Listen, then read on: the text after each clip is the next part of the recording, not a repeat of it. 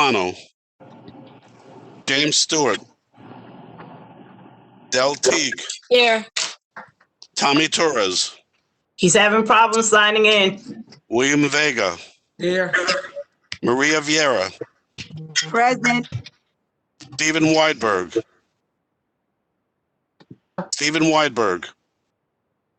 Here. Simon Weiser, Frank Carbone is here, Jerry.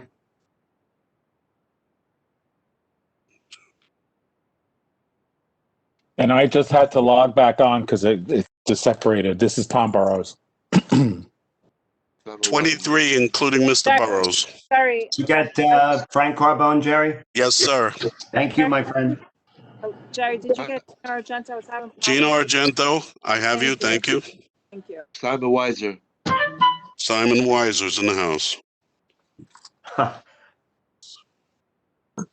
Jerry, it's Del Teague. Did you get me? Jerry? 25 members. Yeah, I got you first time, Del. Thanks. I wasn't sure. Thanks. 25 members answering the call, Madam Chair. Thank you. Sorry, Jerry. It's Eric. I'm here as well. I'm sorry. Okay, 26. Sorry. Thanks. Is there anybody else here that wasn't here when the roll was called? Is there anybody else that's here that wasn't here when the roll was called? Okay, let's continue. Thank you so much, Jerry. I see Dana online, but she didn't answer the call. Okay, yeah, we know she was online. Yeah, here. Say hi. Okay, here now. Thank you. Yeah, there's a lot of disconnecting going on. Yeah, Jerry, Tish is on the phone. Okay, Tish, thank you. Nice to see you. All right, I'm on the phone. Okay. Good to hear you, Tish. Okay. Good evening, everybody, again. Is Senator Kavanaugh here? He's not here yet? Okay, the first item on the agenda is the presentation of Department of City Planning, update on text amendment being made to the zoning for coastal flooding resilience. Saret Placken. Okay, I'm here, just can't unmute.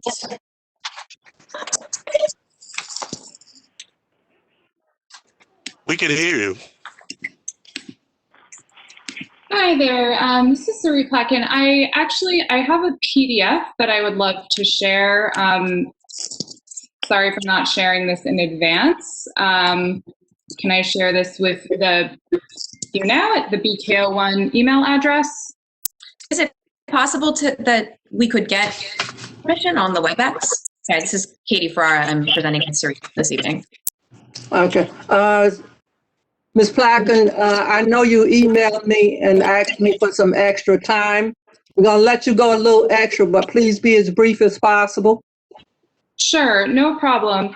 As far as sharing a presentation, it doesn't look like I'm able to share a document right now. Can I email it to someone who has those abilities, or is there someone who can allow me to change my abilities, my permissions, so that I can share a document while I present? Which email are you using?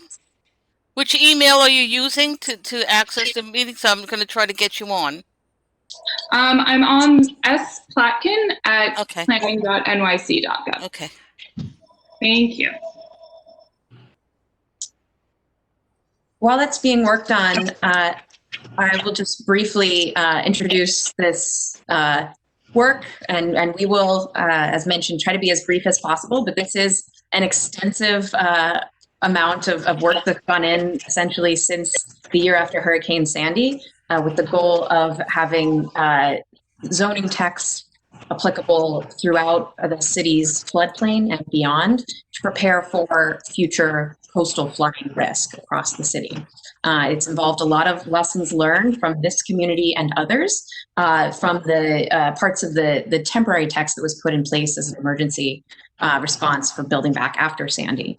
We thank everybody that's been involved. I know there's many familiar faces who've worked on this quite a bit together with the Department of City Planning and others. And we thank you for your time tonight and for the last several years. And I just want to make clear one thing, which is while we are for the presentation tonight, the request following this is that the board, along with all the other community boards across the city right now, this is referred out citywide. So we're asking for recommendations to be submitted to the City Planning Commission on this text, the full version of which we sent to you by email. Let us know if you need another link to that. The comments on that are being requested by December 28th. So you have, fairly early briefing here. If you want to vote and make a recommendation tonight, that's fine. If we need extra time beyond this to discuss, we're happy to come back. But thank you for your time tonight. And I will pass it off to Sarit, who it looks like got her screen up. Great. Thanks so much, Katie. Good evening, everyone. And thank you so much for giving me the chance to present tonight. I hope everyone is well and safe given everything going on right now. As mentioned before, I'm Sarit Platkin, a planner in the Brooklyn office at City Planning. I'm also the liaison to Community Board 1, here with Katie, the former liaison to the board as well. And she's also a member of our resiliency team at City Planning. So we're here tonight to discuss zoning for coastal flood resiliency, a project which has been discussed here with the board in the past and is currently being updated and is currently in ULURP, as Katie mentioned. I'll be going through all of the changes to the proposed zoning text and also discussing the community board's role as it advances through the public review process. And I'll also be sure to kind of share resources for you to be able to follow up and kind of see additional information and read and kind of learn more on your own afterwards. So what is zoning for coastal flood resiliency? It's essentially a set of recommendations for a citywide zoning text amendment that would improve upon and make permanent existing temporary zoning rules that were adopted on an emergency basis after Hurricane Sandy. So the goal at the time of the adoption of these rules during Hurricane Sandy was really to facilitate post-storm rebuilding by allowing building owners the option to design or retrofit their buildings to be safer in the long term. And we still have these rules, these emergency rules in place today, and they apply to kind of new and substantially improved buildings in the city's floodplain. However, since 2013, we have found that, some of these rules are effective and others are not as effective. And we've been kind of reviewing and going back to see what needs to be fixed and to ensure that, as these rules become a permanent part of our zoning, they are overall effective. So, the idea here really is to provide kind of flexible provisions in the zoning that make it easier for buildings in flood-prone areas to become safer.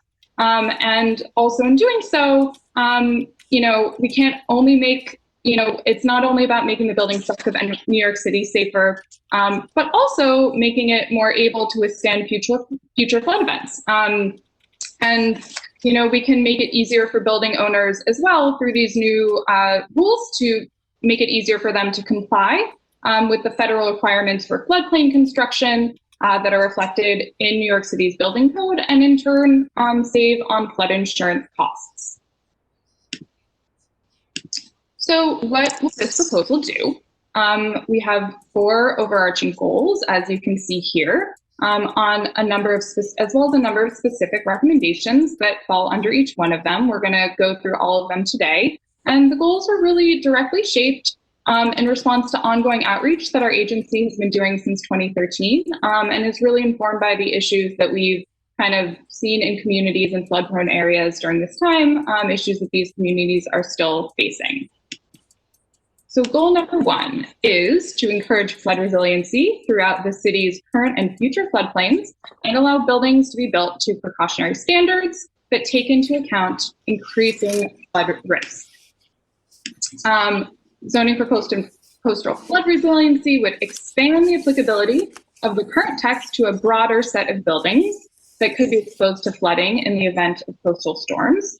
And it takes into account buildings that would face flood risk in the future in 2050, not just today, which is what the current regulations account for.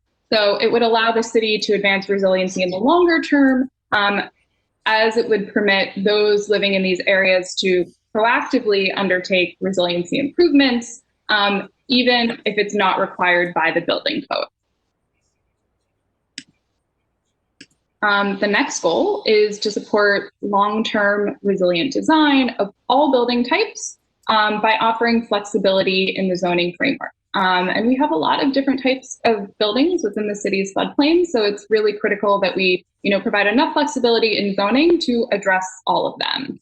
Sorry, we just have a request coming in the comments. Can you close that sidebar so that it appears a little bit bigger on the screen and make make it full screen if possible? Yeah, we're not seeing everything, but just if you could make it as large as possible, that's fine. Sure. We will also share this afterward if there's any more detail on the slides that we're going to be able to talk through in 15 minutes. Unfortunately, I can't share. I can't do full screen right now because I do have some other things open. Could you just close the create PDF bar there? Click on that side arrow so that it expands within the window. Sure. Oh, that's it. Thank you. Yes. Okay. Great. Okay, so we were here. Excellent. So we were talking about the second goal, to support long-term resilient design of different building types. So these rules would allow building owners to physically elevate habitable spaces and other building support features above expected flood elevations by offering more flexibility with building height, yards, and floor area. So it would essentially allow buildings to be made more resilient without putting homeowners in a difficult position of having to choose between keeping their whole building versus making their homes more resilient. And then another change in terms of building envelope would be around ground floors. This set of rules would help promote good long-term resilient design of buildings and how they meet the sidewalk. So through floor area exemptions, the proposed rules would encourage internal access and active uses to be kept at the sidewalk level as much as possible for floodplain communities to continue to be vibrant and accessible. And then in terms of streetscape, these allowances can only be used if buildings fully meet Appendix G to ensure that buildings meet full resiliency standards. So in addition to that, to ensure that resilient buildings contribute to their surroundings, we'd be mandating that a set of streetscape requirements are met related to ground floor level design of resilient buildings and ensuring that that is improved. The third goal is about allowing for adaptation over time through partial resiliency strategies. We know that it isn't always practical or feasible to fully retrofit a building by elevating it or dry floodproofing it, but we think that there should be enough flexibility in zoning to allow for partial resilience strategies. So what that could look like are things like this example here that is definitely relevant in Community District 1, where we permit, allow special permissions for mezzanines in industrial buildings. So a big portion of the floodplain contains businesses that offer either neighborhood services or that are a part of a large industrial economy of the city. And, many of these businesses can't really be completely elevated or dry flood proofed and may need to prioritize, specific kinds of spaces to be raised out of harm's way. So, key spaces such as, offices or storage rooms would allow to be elevated above flood levels through and that, can offer the necessary support immediately after a storm event and reduce the business disruption. And then also in many areas of the city, such as Greenpoint Williamsburg, zoning requires waterfront sites to provide waterfront access. And, in a wider range of sites at the city's water's edge, the grade of such waterfront yard or required visual corridor can't be modified. This new proposal, would continue to offer flexibility for grading to occur and facilitate other resiliency measures such as soft shorelines that would help account for sea level rise. we're instituting changes to the waterfront public access area requirements that would, really push developments to be more forward-looking and protect and maintain parks as public resources long-term, while increasing the flexibility to adapt to pressures of sea level rise. So a few of the examples of what that looks like, you can see here that we are allowing for, flexibility in grading requirements, terracing, changing the visual corridor plane, relaxing planting and buffer depths, and then also encouraging a diverse array of shoreline treatments.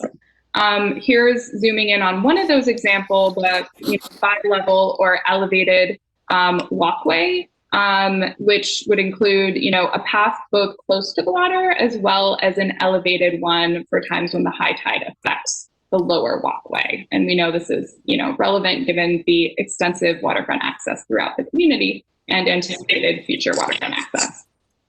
So the last goal is to facilitate future storm recovery by removing regulatory obstacles.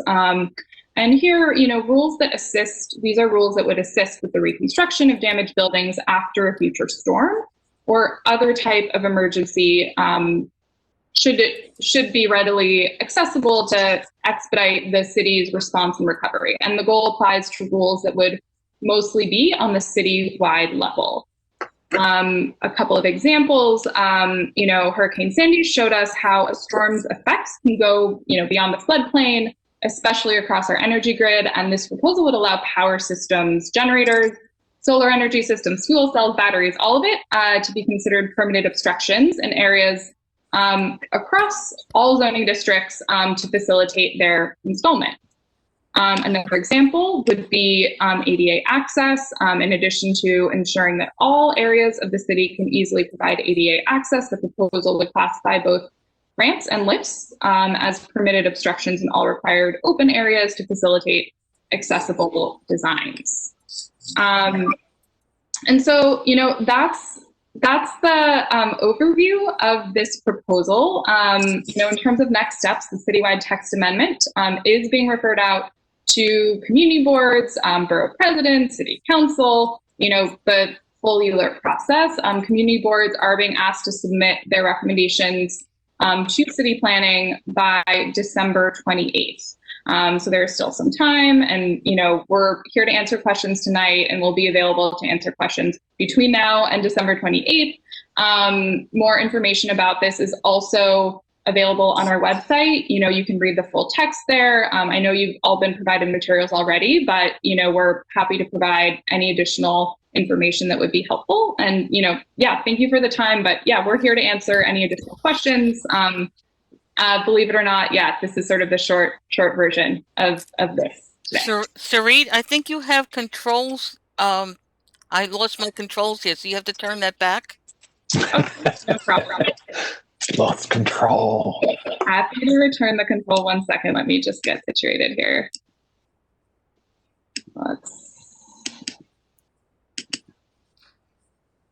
Sorry. 1 second.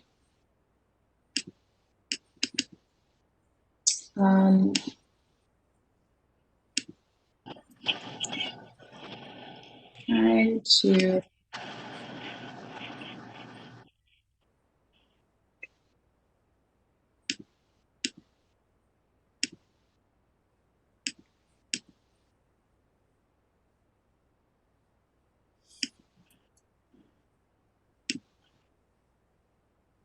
Okay, well, I stopped sharing. I don't know if that also.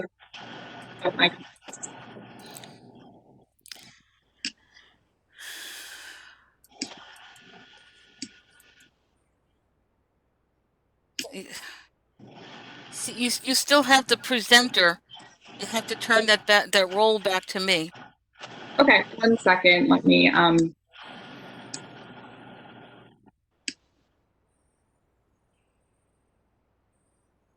Is that just on as long as you have the little ball there, I can't do anything. Sorry, I've been using Zoom more than WebEx, so just give me a second here.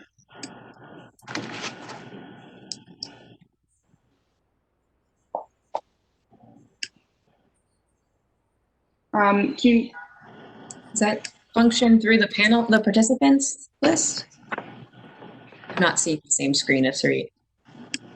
Meantime, if anybody have any questions, please put them in the chat or raise your hands and we'll try to get to you once we get the technical difficulty solved. Great. Yeah, happy to talk through any questions.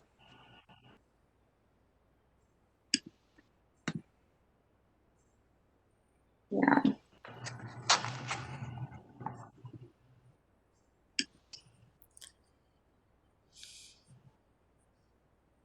Working with John to try to access the chat. I can't see anything, guys. Is there any questions? Anybody can help me out here? Still see the chat. Things coming in the chat or Q&A. Yeah. Chairperson, I cannot access it. I'm working with Joanne to try to figure it out. Okay, well, anybody got a question they want to raise their hand?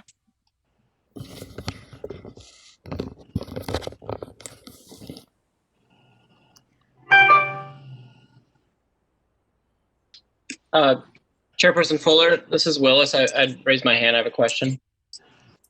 Okay, go ahead, Willis. The question is just about, thank you, Sarit, for the presentation. You know, one of the issues we had is that with raising some of the elevations along the shorelines, we have in some places lost the opportunity to have real waterfront access. Greenpoint Landing, for instance, came through right after Sandy and you know, pushed through a change to their site, and you know, it's positive because it protects them from storm surge and sea level rise. On the other hand, it has physically removed the community from being able to have close access to the East River.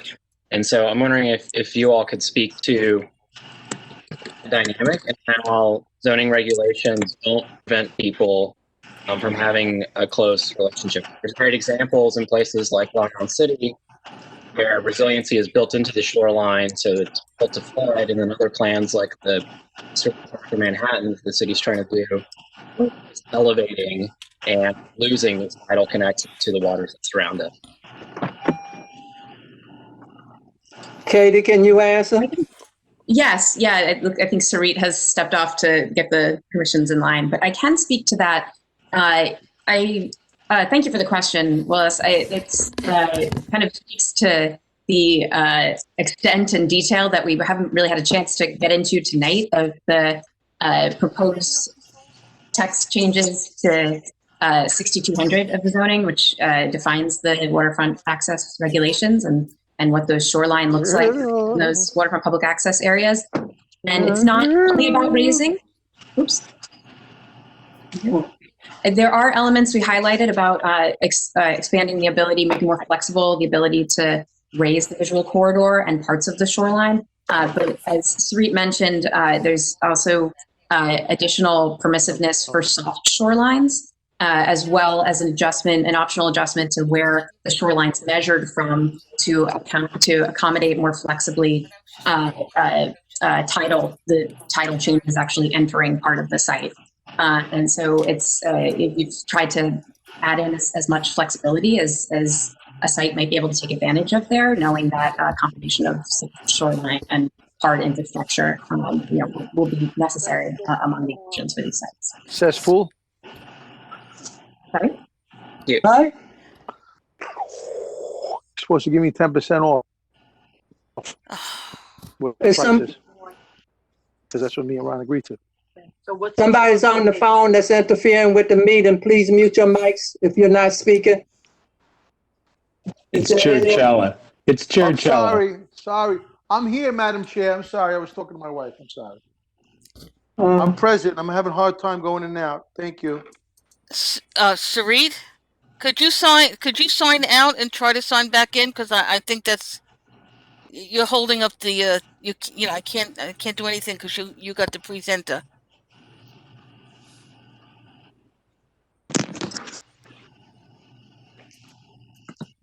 Is there any other questions that maybe Katie can answer?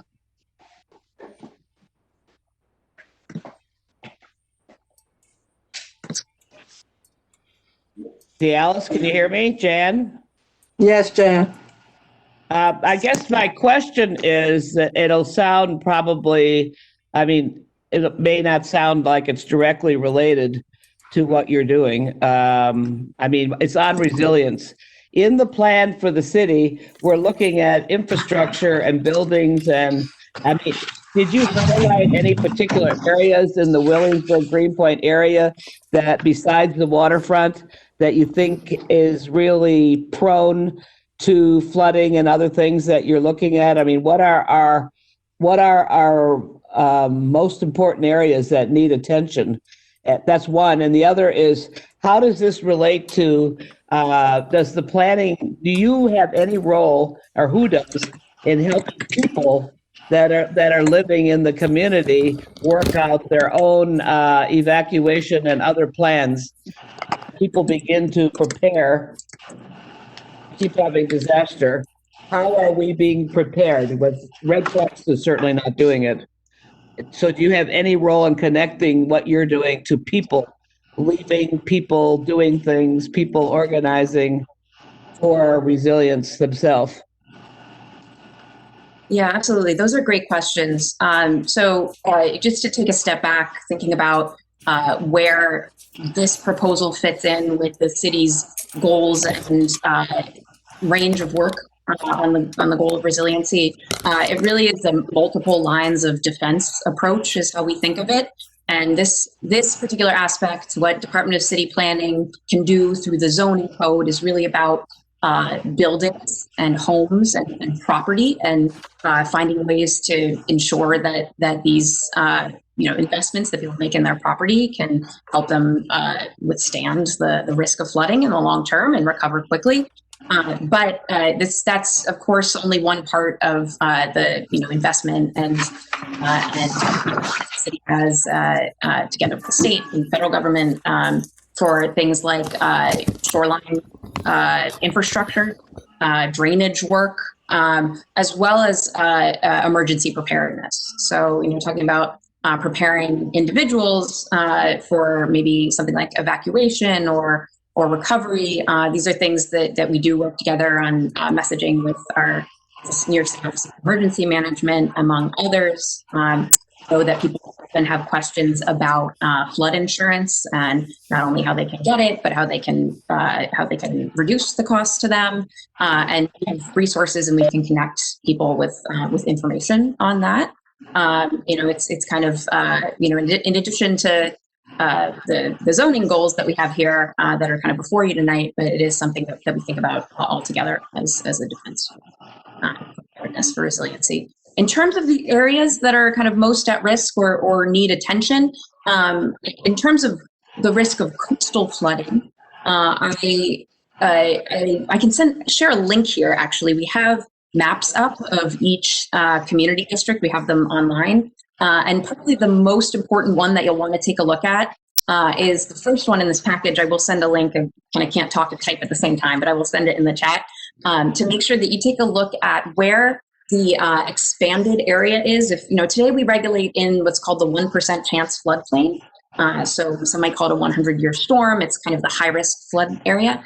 And a lot of the provisions that Sarit described tonight, the goal here is to expand many of those provisions, in most cases, at least in part, to homes and properties that exist within the 0.2% chance or 500-year floodplain, both because many of those are areas that already experience coastal flooding to a degree. Many did during Sandy and other storms since then. And also because as we look ahead in a changing climate, those are the areas that are most likely to become part of FEMA's high-risk flood zone decades in the future. So I can share that map, but you have an idea of where these regulations are supposed to be applicable based on risk of coastal flooding. Thank you. Is there any other questions?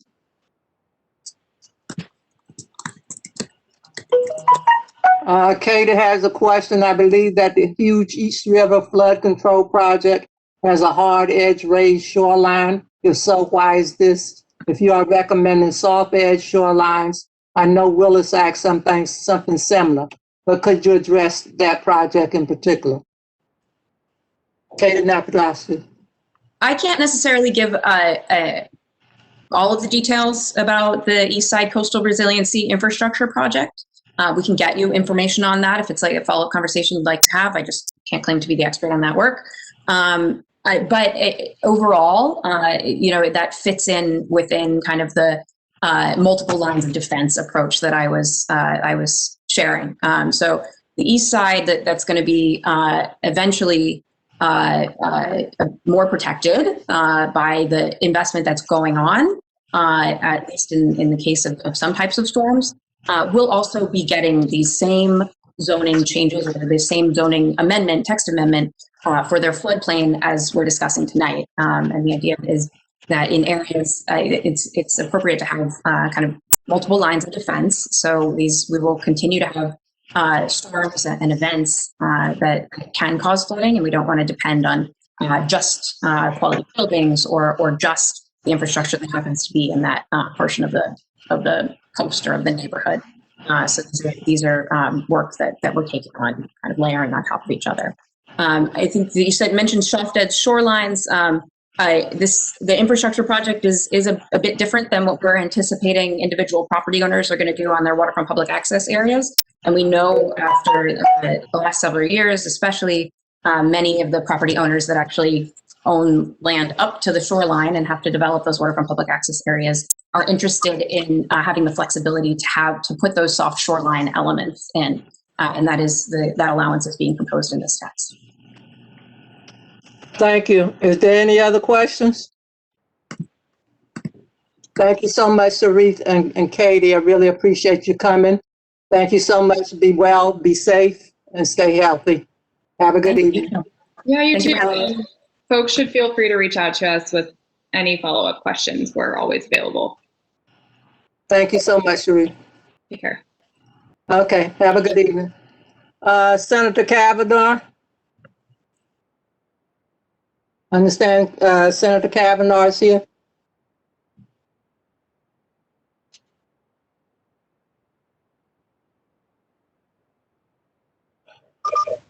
Hello, can you hear me? Yes, we can. Great. I'm not sure why the video isn't coming, but sometimes the sound works better when we do it. So maybe people can just imagine my appearance before you in the video aspect of that. But thank you all for convening the board tonight and for the opportunity to speak with you briefly. I think at your last meeting, I was around for a bit, and there was some delay. I think my staff presented, but it's great to be with you in person tonight. So just a few updates. As the Senate Housing Chair, I continue to focus very much on the housing aspects of the COVID-19 crisis, with the goal of making sure that this ongoing public health crisis, that's also a financial crisis for a lot of our households and families, doesn't become a homelessness and an eviction crisis. We have pushed to keep a moratorium on evictions in place. Starting in March. The most recent version of this is not a complete moratorium. It has been extended in various ways by administrative orders of the courts and by the governor. I continue to urge for what I call a blanket moratorium, no evictions at all for the duration of the pandemic. And I have legislation to that effect that I want to pass if we can't persuade the governor to reinstate the blanket moratorium. But in the meantime, there is still a great deal of protection in place, and tenants should understand that they should, check with attorneys. The city has a hotline that anybody can use, and roughly speaking, if there was a petition filed before November 3rd, you should have substantial protections at least through the end of the year, such that cases may proceed, but evictions are quite unlikely to take place. People who responded after November 3rd, people who have a new petition filed after November 3rd may have a more immediate, a more sort of standard time to respond. But in any case, evictions, the eviction should not be taking place for people who have a hardship, for whom the reason that the eviction is being sought is because they're unable to pay the rent if they had a financial hardship.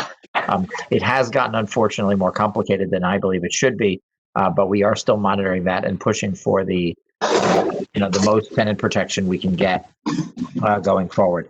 If people, especially constituents from the district, have any questions or concerns about their situation, they should contact our office, or obviously other elected officials can help connect them with advice and resources.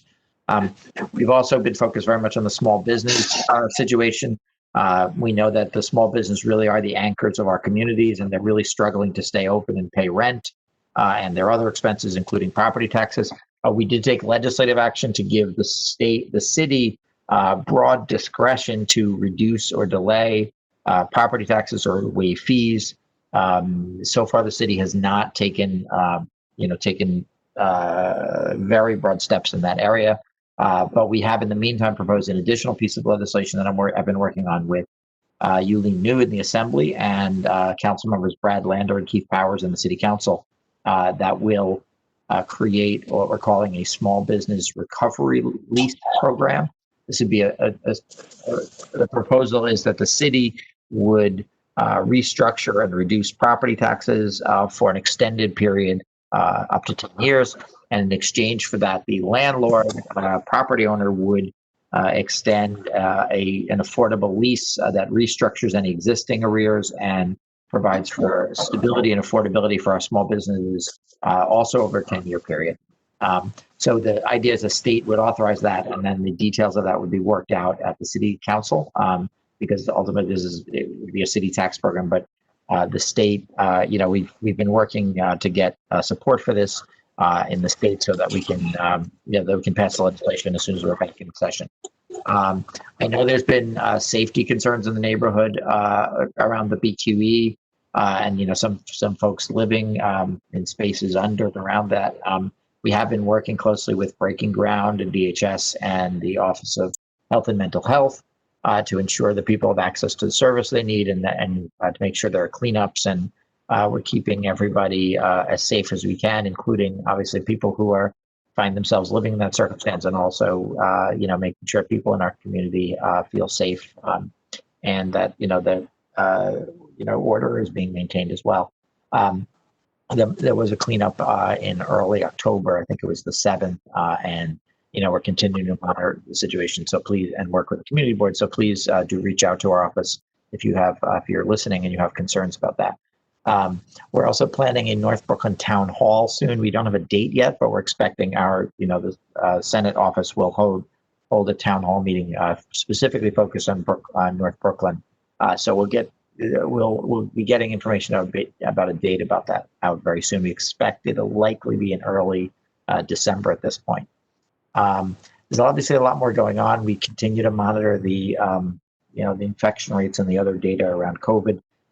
So far, none of the so-called red zones are anywhere in my Senate district or in our community, but the overall infection rate is going up.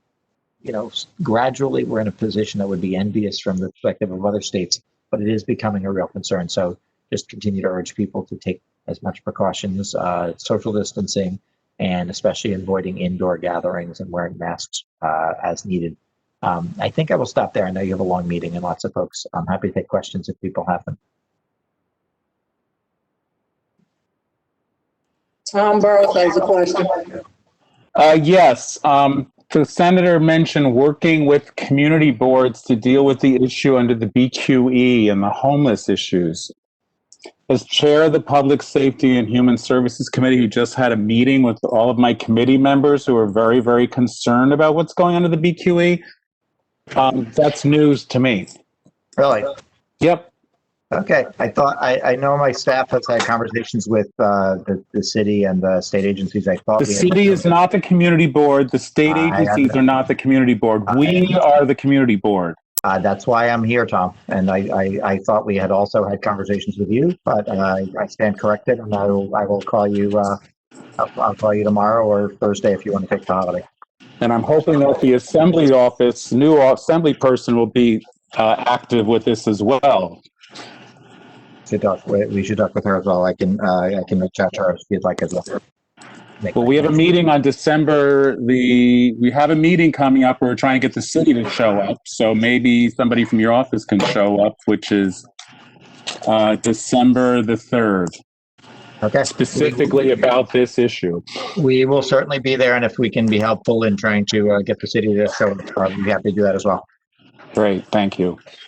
Okay, Jan Peterson has a question. Yeah, just one is that obviously we still have an assemblyman that is in office until the end of December that can help. But my question is that two things. One is when we are looking at the bottom line in terms of the COVID, and we're talking about issues like eviction and others, I hope we're also talking about issues like daycare centers and senior centers, because one is we're hearing that there's talks of cut with daycare, and these are vital services. We are in a community that has a lot of seniors that have been shut in for a very long time, and we have to really have new thinking about, and I'm not going to go into that now because this is just a quick question, but I want to reframe. We have to open up some of these community centers and other places and make them safe for seniors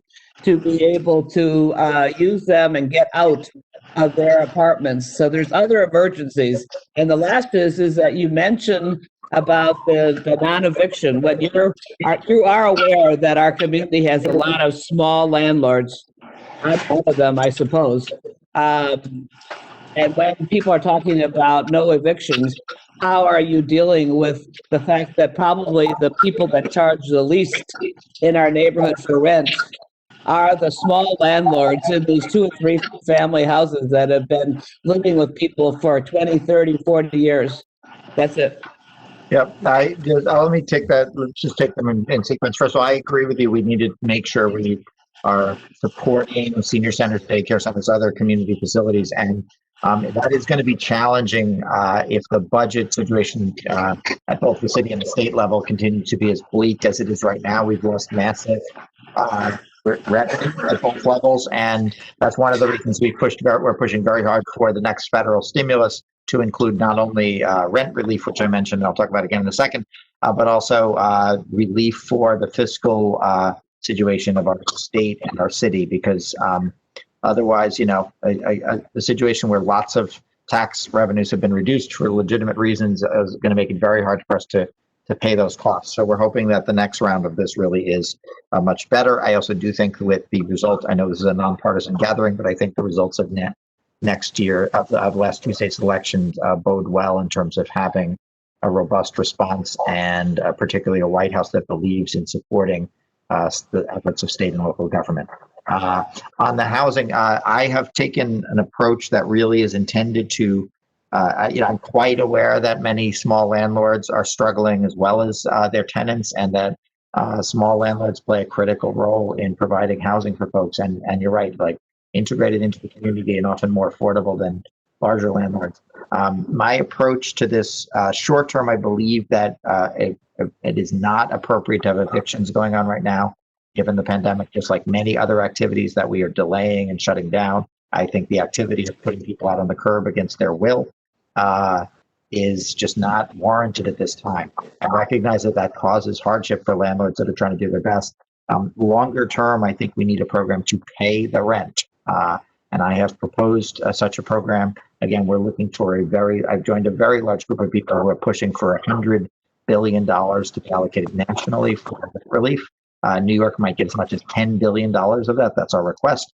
And with a program like that, we ought to be able to pay the rent of all the people who have had difficulty because of COVID paying their rent, and that will give the tenants stability in their homes and peace of mind, and relieve them of a long-term financial burden. But it'll also allow the landlords to be able to pay their mortgages and their property taxes and their maintenance and all the other expenses they have. So I really have been pushing that as a balanced approach. It's ambitious, but I think it reflects the needs of landlords and tenants.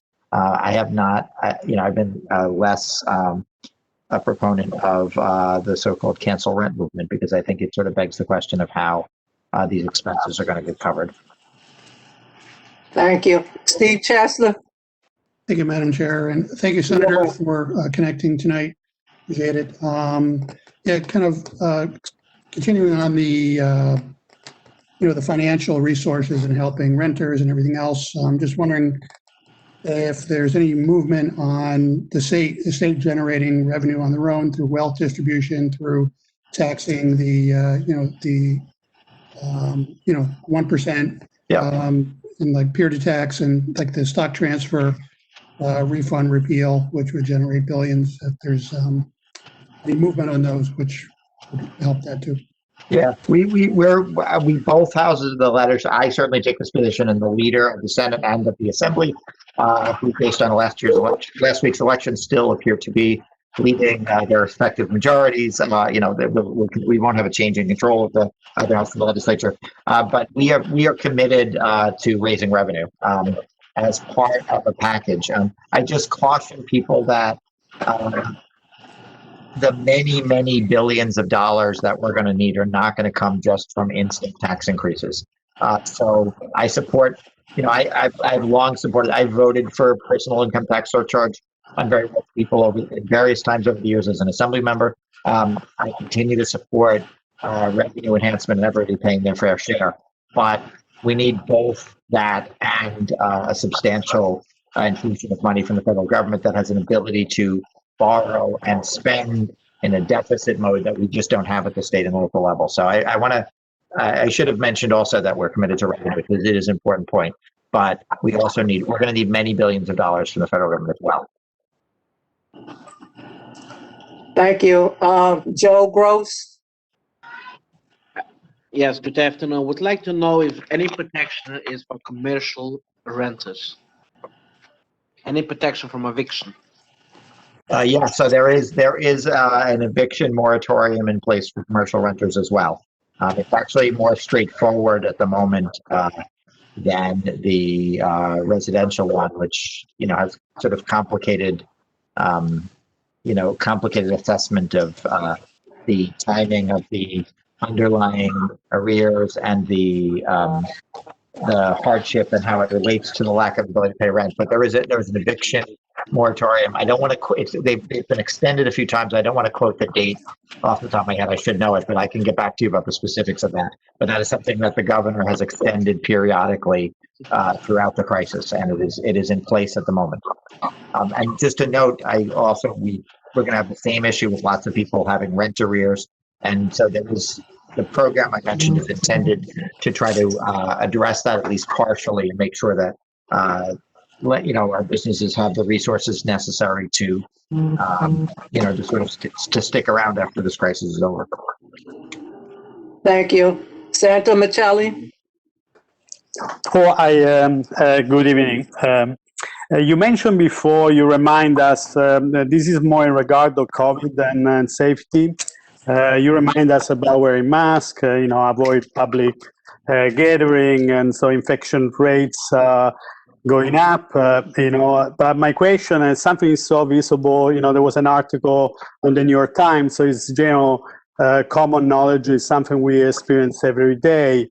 And it's in regard mostly of a restaurant and the outdoor dining initiative and the structures.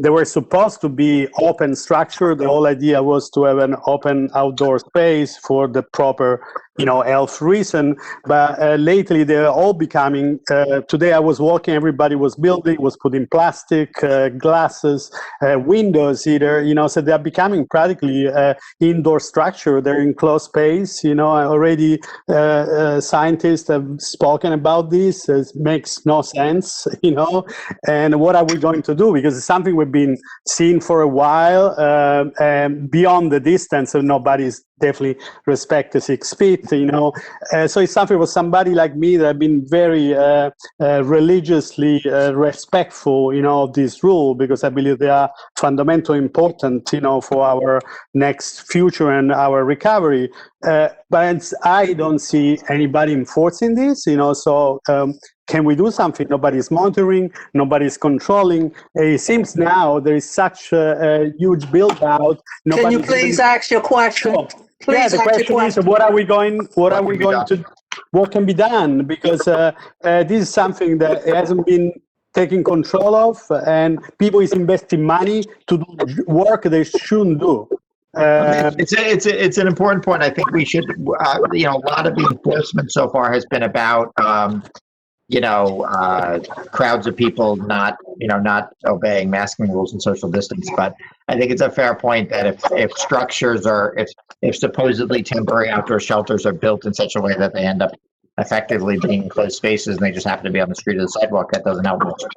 Let me inquire whether the city is doing inspections of various kinds on an ongoing basis, and so is the state liquor authority for places that are selling alcohol. But let me actually inquire about the extent to which they are reviewing the actual, the actual condition of these physical structures, and whether they have cited any for being improperly enclosed. And we can get back to you.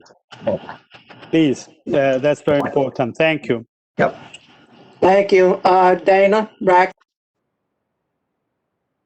Senator, so I just had a question in regards to, people have been gathering in McCarran Park on Saturday. It was in celebration of the election, and there's been consistent gathering happening, which has been,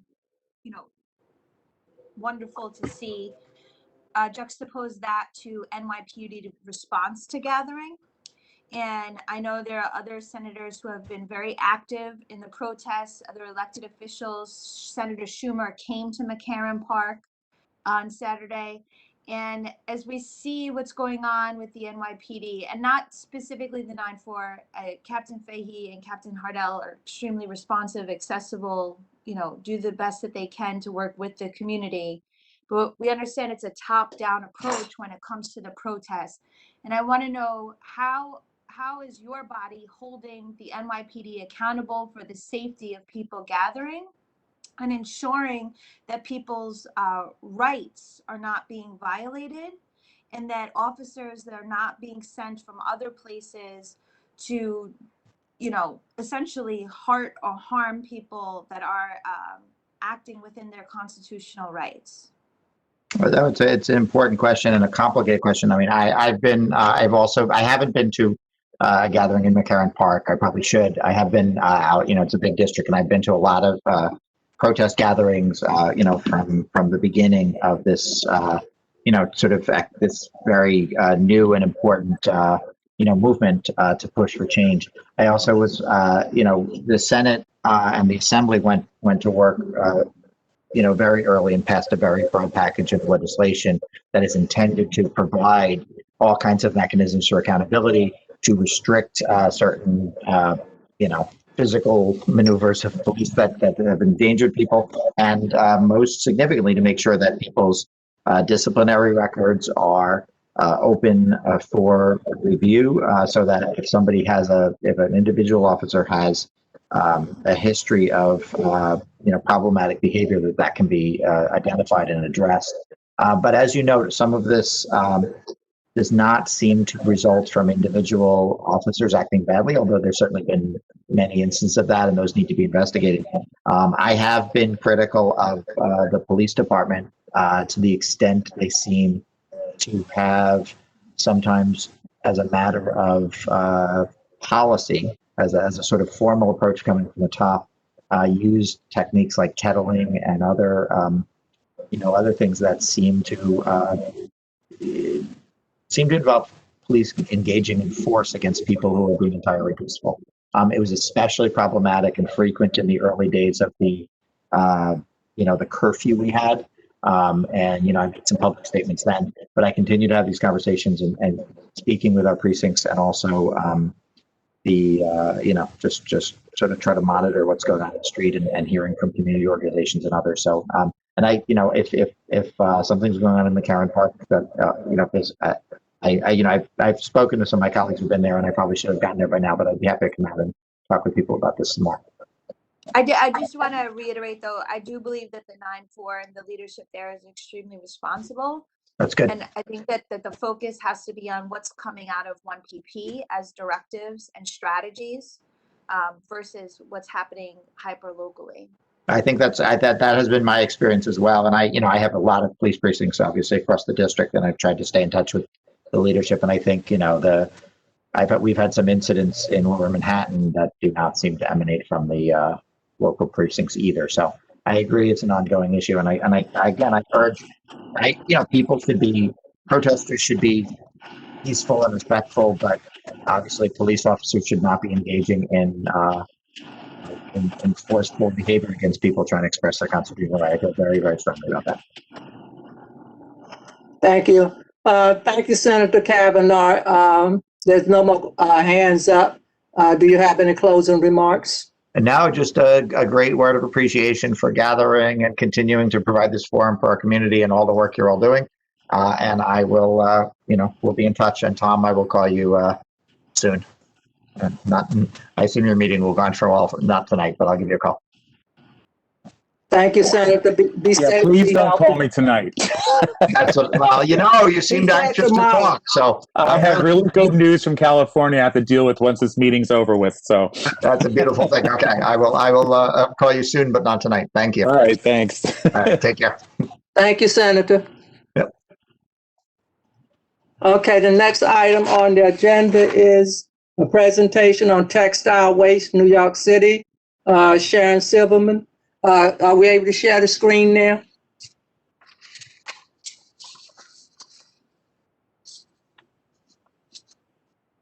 You're muted. You're muted. You're muted.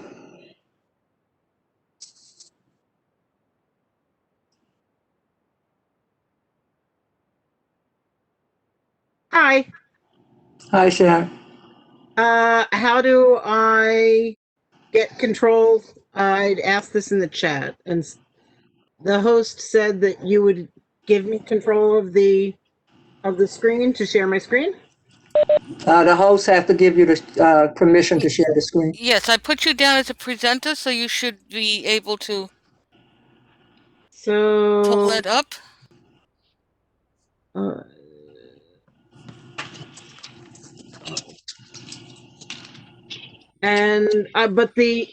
So I'm a little confused. The share button is not highlighted. Did you try pressing it? I did, and it says Open System Preferences. So do I need to somehow download something? No.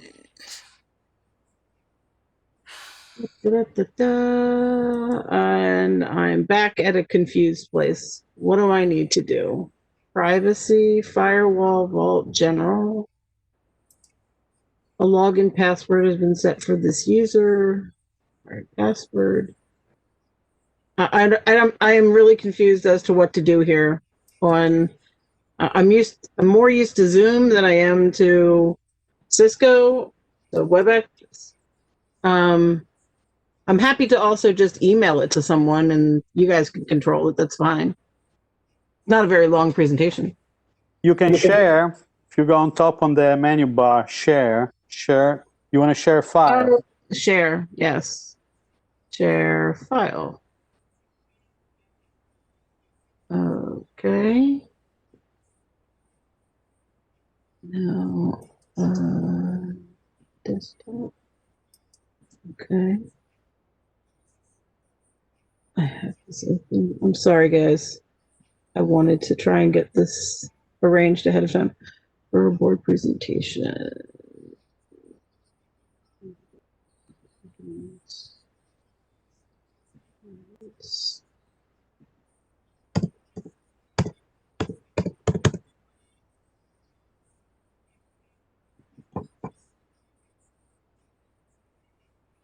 Cisco wants to access control Microsoft PowerPoint. Okay. I think it's opening.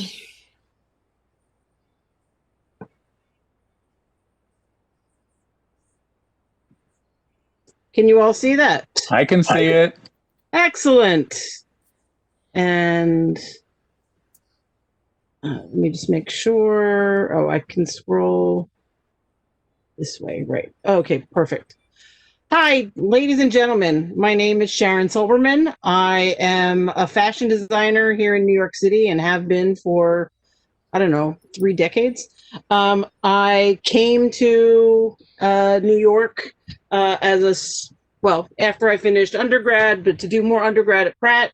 Then I worked designing for major labels in the city for a long time. I have also in recent years been doing more freelance design. I began an upcycling program using Eileen Fisher end of life garments from their take back program, and did an upcycling program with seniors at the West Side Federation for Senior and Supportive Housing. And I realized that really, even though the goal of that was lovely, I wanted us to make patchwork quilts for refugees. Ultimately, I realized that the impact of that was not going to be significant to make the changes that are needed in attacking our textile and apparel waste problem. So I went back to school, and I am presenting to you tonight the problems with textile waste in New York City as part of my thesis, and a request to you all to help me distribute a survey of New York City residents and their attitudes towards recycling and textile waste collection. I wish I could read the notes to my presentation. I don't know where that would be. Well, let me do it this way. So the New York City Department of Sanitation, and I'm going to do this, I'm going to open it for myself as well. Okay, so the New York City Department of Sanitation, collects roughly 200,000 tons of textile and apparel waste per year. That's 400 million pounds annually. 1% of all municipal solid waste in New York City, or New York City textile waste, is collected through the Refashion program that the Department of Sanitation has in collaboration with Housing Works. In the US, 15% of municipal solid waste, textile waste, is resold or recycled, and 85% is sent to landfills, where it emits greenhouse gases, produces toxic runoff, sheds microplastics into waterways. They get into the fish, and then we eat them. And just for you all to know, 70% of our textiles are polyesters and plastic derivatives, and those micro-shedded plastics are hormone disruptors. The growth of textile waste in the United States is outpacing the growth of every other major category of waste, with plastic being the second. Textile waste in the U.S. municipal solid waste stream has increased 78% from 2000 to 2017, while the waste stream as a whole, on average, grew 10% over the same time period. So textile waste far outpaces the rest of solid waste categories. New York State collects 1.3 billion pounds of clothing and textile waste annually and estimates its market value at $130 million. The rise in consumption of textiles and apparel is projected to increase 63% by the year 2030. Going down. The high cost and value lost. So EPA statistics show textiles comprised 6.31% of the waste stream by material type in 2017, for a total in the US of 16.9 million tons. New York State estimates that value, as I said before, at $130 million. But New York City, and you'll see in the graph on the bottom right, spent $93 million on textile waste collection and disposal, with projections for 2020 at $110 million. That's annually. And you'll see in the graph to the left, the US currently spends over $4 billion annually just to collect the textiles for disposal. This doesn't include any of the tipping or landfilling fees or incineration fees. Associated, you'll see, I already gave you the statistic about the cost that New York spends, but you'll see that that's increased from 2005 at $43 million to $93 in 2017. And New York City waste characterization reports show that textile waste stream rose 16% between 2005 and 2017. So next slide there. Oops. So some solutions to that would be adding curbside textile recycling to Department of Sanitation's collection routine, providing a separate collection, providing education to consumers, partnering with charities and nonprofits to keep as much as possible in use. That's also a revenue stream. Bringing in a wide array of stakeholders already doing apparel and textile recycling into development zone hubs dedicated to 0% textile waste in the circular textile recycling economy. Bringing in textile innovation pioneers to make New York City a hub for sustainable textiles. New York City's current waste diversion rate is 17%. If we can increase that through recycling to 85%, job creation rises 25%. If we develop this industry in New York City, we'll have the potential to process New York State's textile waste, create jobs, and capture some of that $130 million valuation that I mentioned before. Next slide. So what is the role of New York City residents? Well, your residents are your feedstock for post-consumer apparel and textiles, but only 15% of that gets recycled and the rest is landfilled currently. If we collected these materials as part of our recycling program, we could avert the majority of textiles being landfilled and build circularity. We'd save $60 million annually in New York City in transportation alone and another $33 million in disposal costs. And we'd create a projected 1,000+ green new jobs in the fashion industry. Yeah, so I covered that. Next slide. What would a New York City resident survey tell us? Well, it would measure the awareness of textile and other waste recycling programs in New York City. It would measure the demand for curbside apparel and textile waste collection. It would measure New York City consumer apparel spending habits, the resident used apparel disposal habits, the correlation, which is the most exciting part, between recycling behaviors and demographics in New York City, and the need for consumer education and support to reach zero waste and build New York City as a circular city, because we do have zero waste initiatives here. So, oops, nope, wrong thing. Oops, skipped too fast. So this is just an example of the New York City textile recycling systems map that I devised. And you see at the very center, the biggest box of that is government. So government can help with scaling assistance, tax incentives for green business to create jobs, laws to benefit the environment, penalties for offenders, waste management and collection, and industry promotion. There's a myriad list of other things that government can do, but the entire system, as you can see, depends on government playing a large influential role in this. And that's part of who you guys are. So I'm asking for your collaboration. Please, would you consider distributing my New York City resident survey to help build a circular textile recycling and innovation industry here in New York? And my idea, since I will share that I am a Brooklyn resident here in Park Slope, and I would love to see it happen someplace like the Army Terminal. That's building the hub at the Army Terminal is not part of my thesis; it's part of my mission, and that comes after I graduate. And last but not least, so this is my survey. I host it on Google Forms. I am happy to distribute it to you to send out to your email lists. My goal is to get as many New York City residents in as many places in the 5 boroughs to fill it out. It comes back to me without any indication of who filled it out.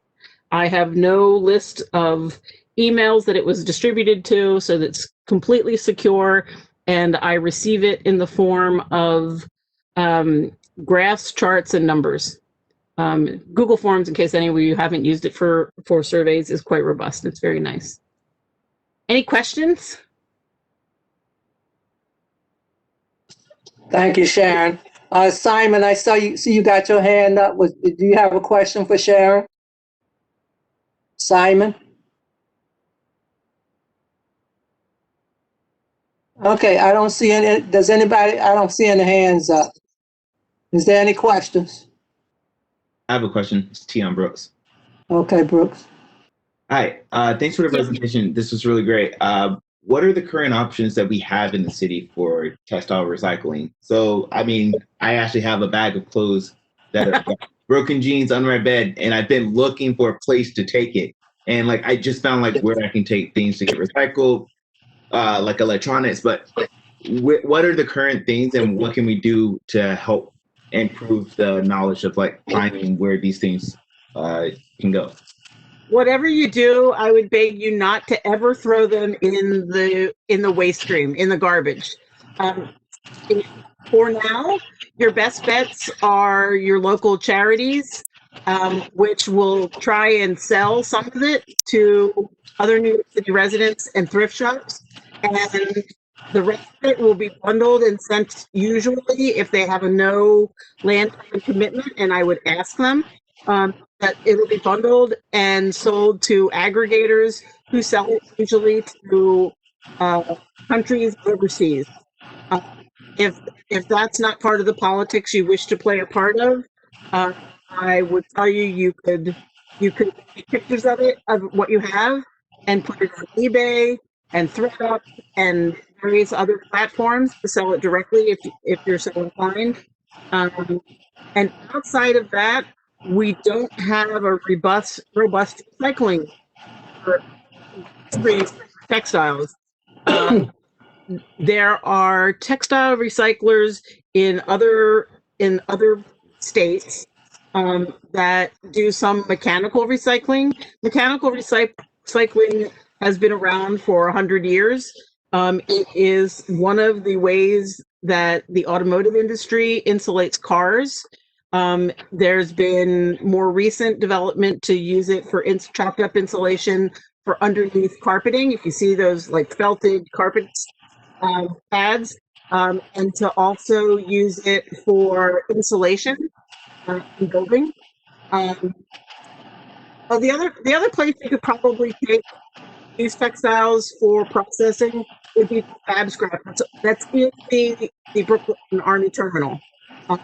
They do mostly commercial collection, but I think they also take in residential pieces as well. Yeah, so those are that's essentially what mechanical recycling does now.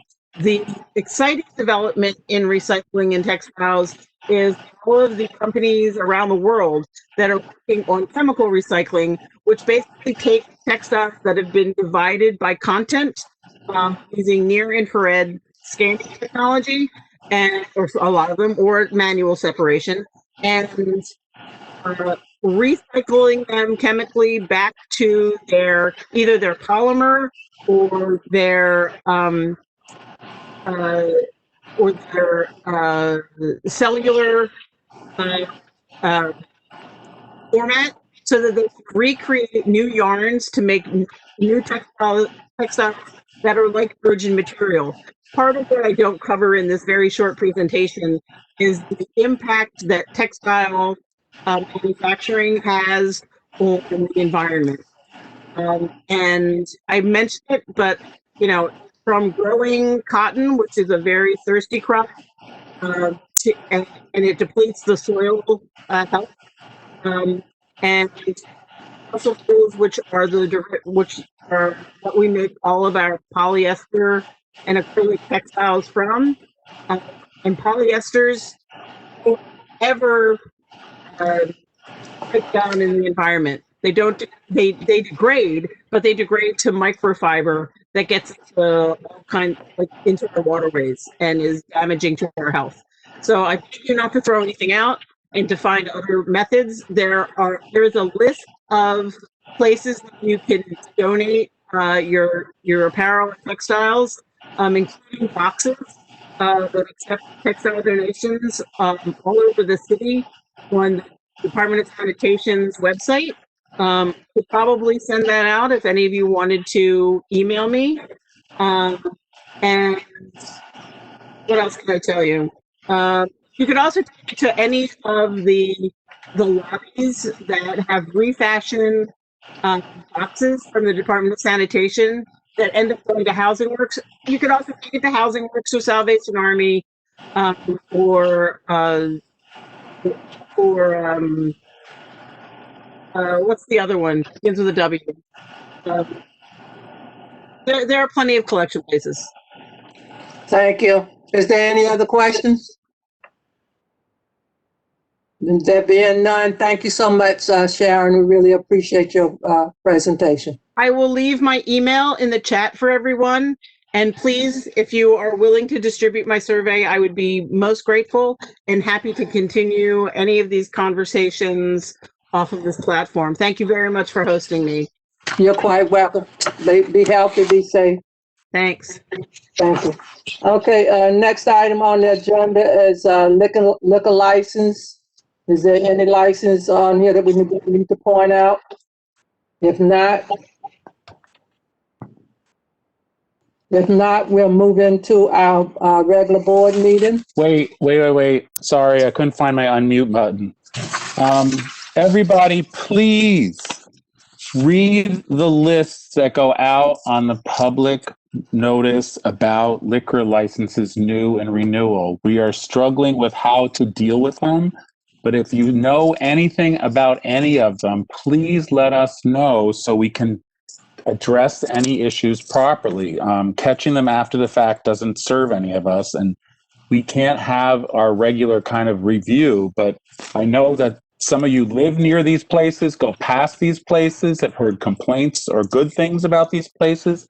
The committee needs to know that because we're trying to figure out how to work with the SLA to make sure our bars and restaurants don't go out of control while we're in this virtual universe. So please read the lists and take note of the addresses and go take a look at the place. See if there's any issues going on because we need to know. Okay? Thank you. Thank you, Tom. Sharon, could you please remove your presentation? Did she leave? Sharon? Marie, can you remove it? We're trapped. Thank you. Okay, that concludes our public session. Now we're going to our regular board meeting. Can we please have a moment of silence, please? And let's dedicate it to our veterans, which is Veterans Day is tomorrow. Let's also dedicate it to our frontline workers who's still on the line. And we understand today that the count is going up. And we hope and pray that people will continue to wear masks and social distance. Can we have a moment of silence, please?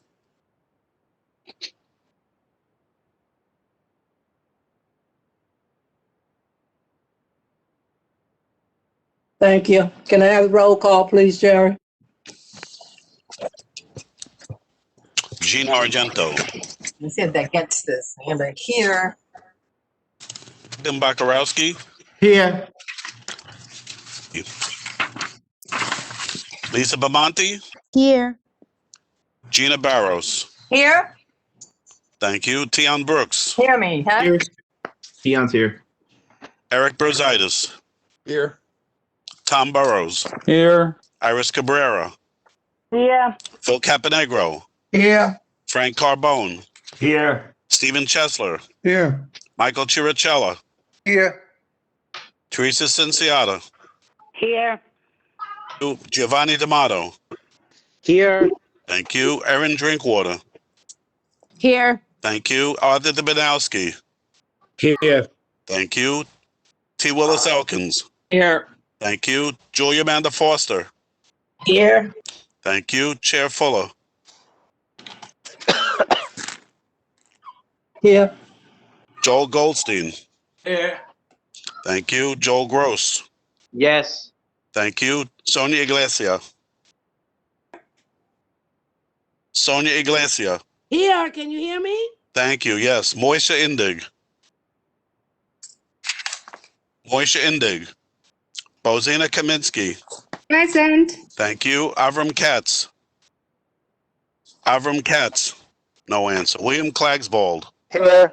Thank you. Ryan Coonan. Here. Thank you. Yoel Landau. Yoel Landau. No answer. Marie Lianza. Here. Thank you. Abraham Leibovitz. Here. Who was answering? Who was that? That wasn't Abraham Leibovitz?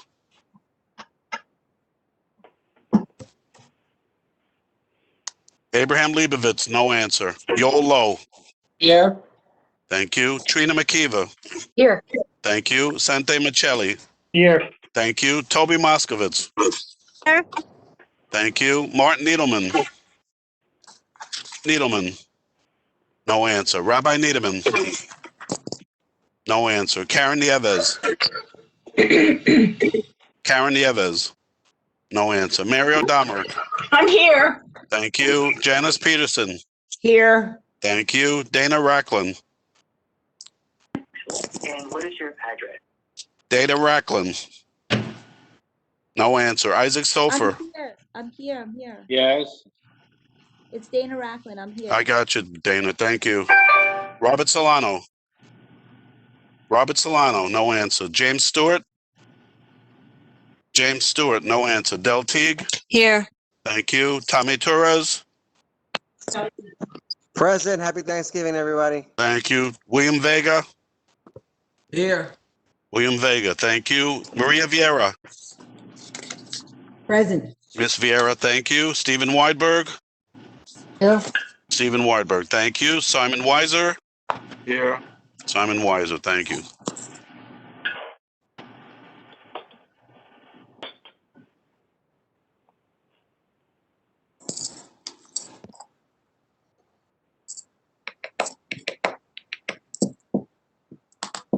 Forty members answering the call, Madam Chair. Thank you. Can I get approval of the agenda, please? I approve. Del Teague. I second Bożena Kaminsky. Okay, we're not gonna call the roll on this. Del, I made a motion to approve. Bozina Kaminsky, second. All in favor? Aye. Aye. Aye. Aye. Aye. Aye. Against? Abstentions? Motion carried. Can I get an approval of the minutes, please? Yes. Who's yes? Joel Gross. Huh? Joel Gross. Joe Gross? Can I get a second? Second, Phil Caponegro. Motion been made and second. Joe Gross, Phil Cabernego. All in favor? Aye. Aye. Aye. Aye. Aye. Against? Against? Abstentions? Motion carried. Thank you. Committee reports. Bylaws Committee, Julie Foster.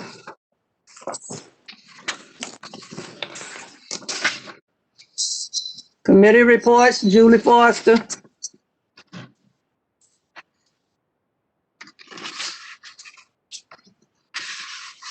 Julie, are you there?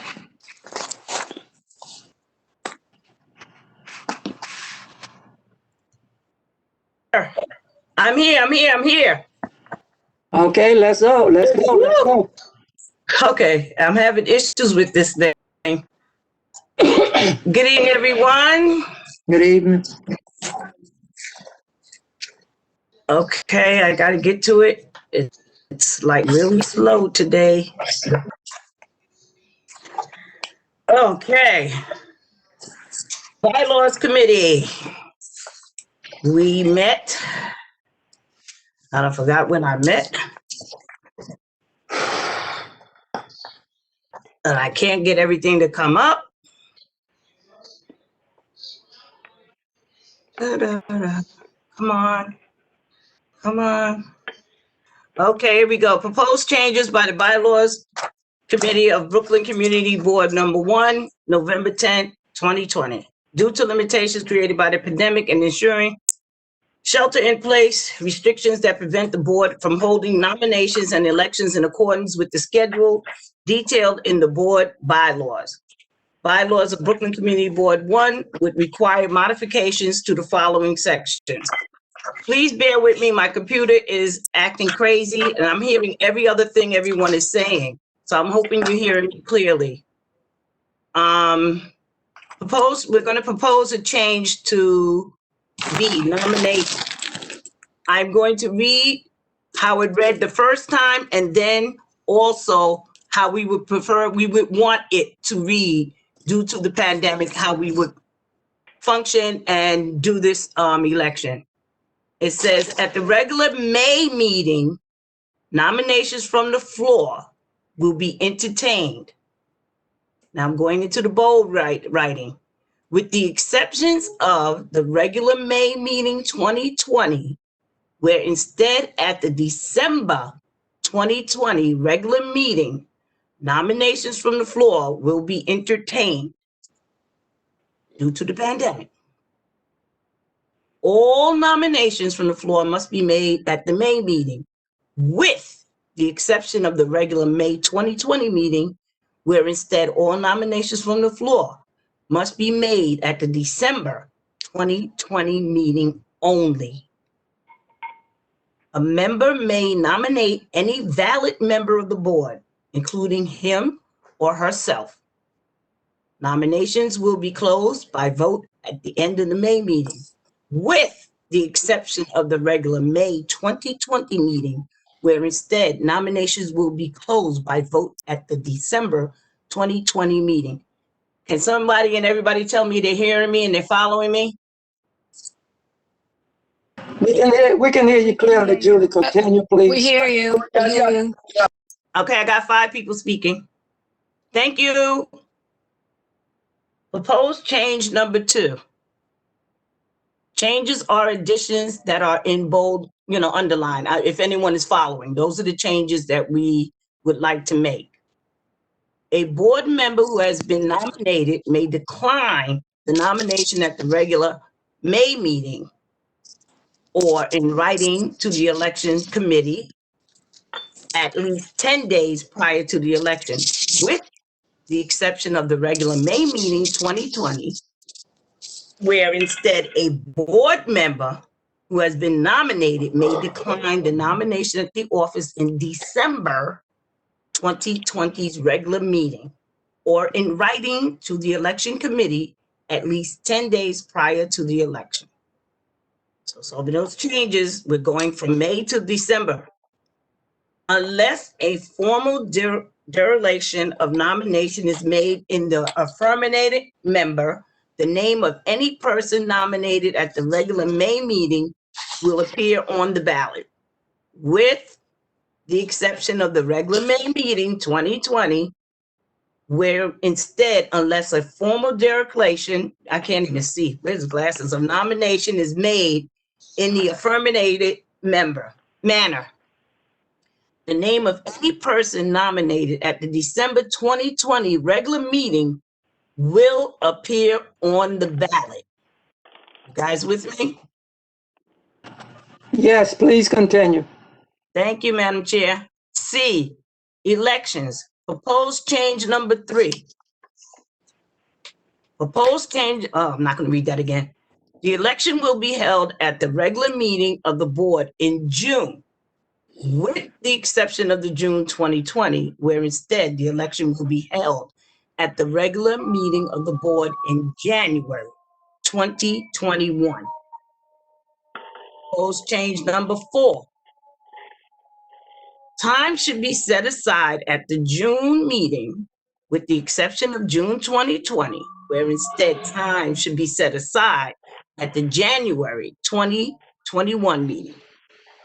Prior to the election for candidates who choose to address the board, remarks are to be limited to 5 minutes. Any interested candidate should contact the elections committee in writing at least 20 days prior to the June board meeting to inform them of the candidate's intention to address the board.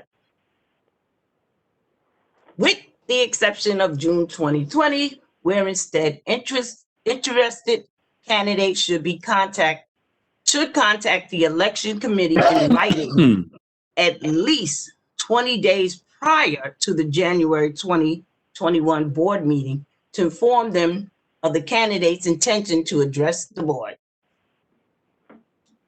Number 4, the notice of the regular June meeting shall contain, in addition, the date, time, and place of the meeting, a list of officers and nominees for each office to be elected, with the exception of June 2020, where instead the notice of the regular January 2021 meeting shall contain, in addition to the date, time, and place of the meeting, a list of the offices and the nominees for each office to be elected. Almost there, people. The election committee shall prepare the official ballot for use of the June meeting, with the exception of June 2020, where instead the elections will be held by voice vote at the January 2021 meeting. That ballot shall not be distributed prior to the June meeting, with the exception of the June 2020, where instead the election will be held by voice vote at the January 2021 meeting. Names shall appear on the ballot in alphabetical order by the office. In other words, there'll be some names you'll be able to do and pick who you want by voice. Number 7,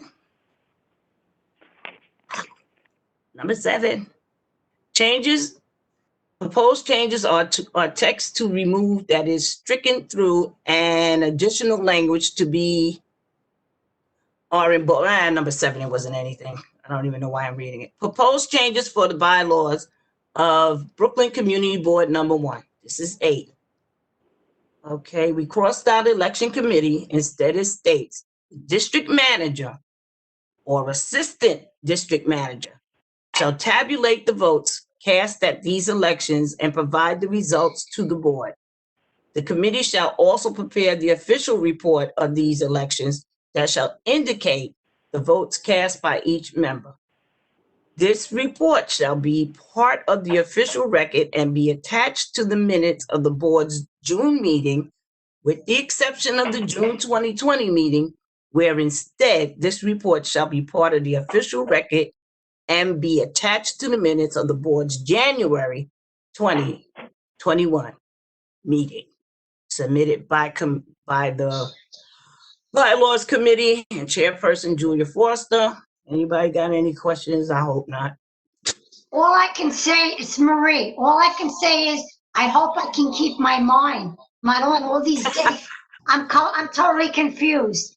But anyway, you did a What good are you job. confused about?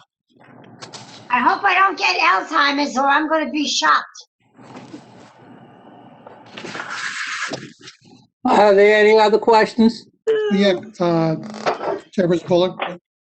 Go ahead, Steve. Yeah, I could just address, Marie, just in summary, because we couldn't hold elections because of the pandemic, we're updating the bylaws. So instead of having our nominations, which normally happen in May, we're proposing having them in December.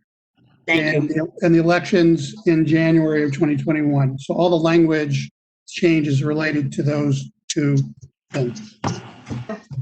The language is just changing from May and June to December and January.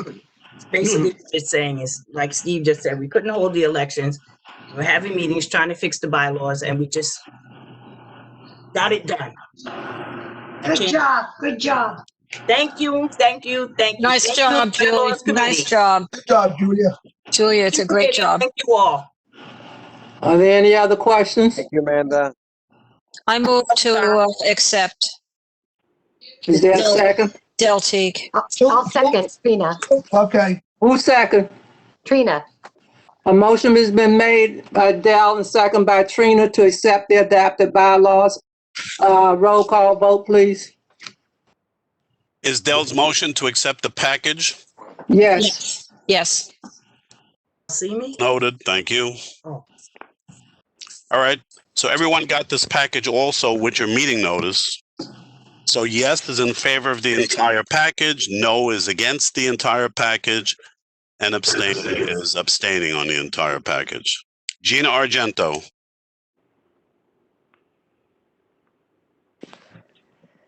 Gina Argento.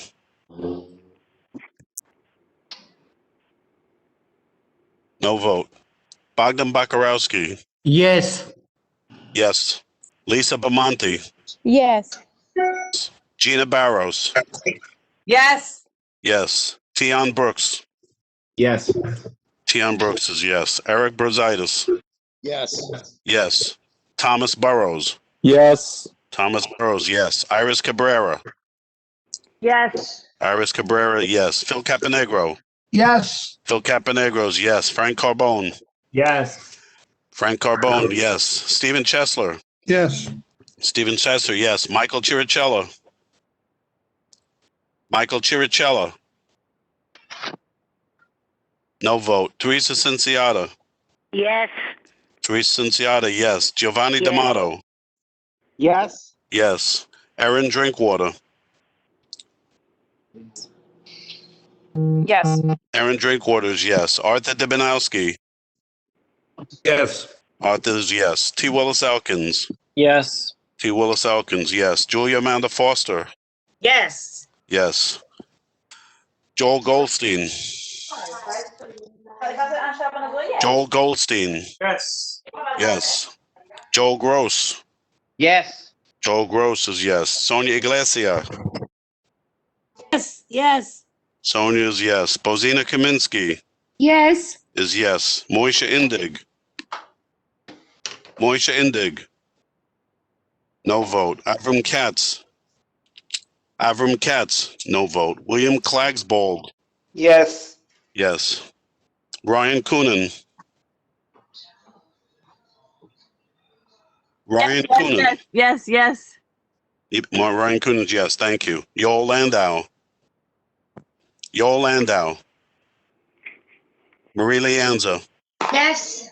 Marie Leanza is yes. Abraham Leibovitz. No vote. Yoel Lowe.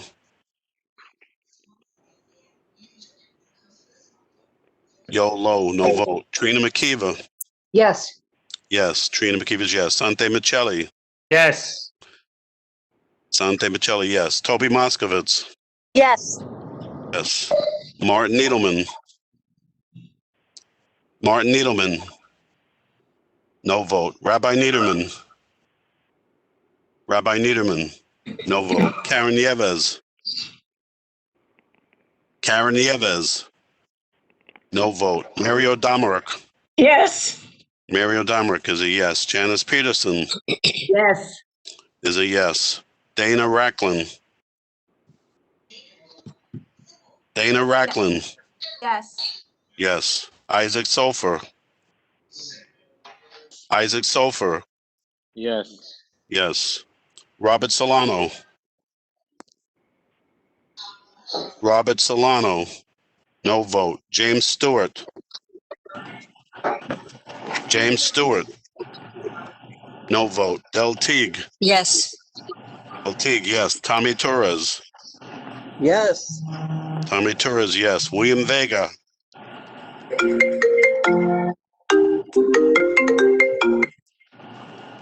Vega. William Vega. William Vega. I didn't hear your vote, sir. Yes. Yes. Thank you. William Vega is a yes. Maria Vieira. Yes. Maria Vieira is yes. Stephen Weidberg. Jan. Weidberg. Stephen Weidberg. Stephen Weidberg, no vote. Simon Weiser. Yes. Simon Weiser, yes.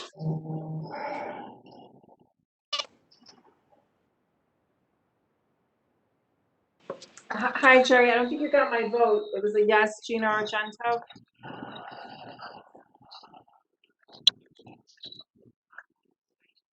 Gina Argento is a yes. Anyone else? Didn't hear their name.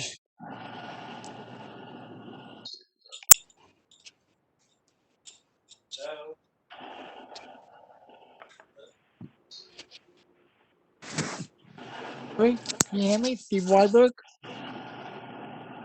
Yeah, I hear him. You hear him, Jerry? You heard Steve Weisberg? I just heard him for momentarily. What's your vote, Steve? Yes, yes. I'm sorry. I couldn't get it on mute. Sorry to wake you. You didn't wake me, Jerry. Not yet.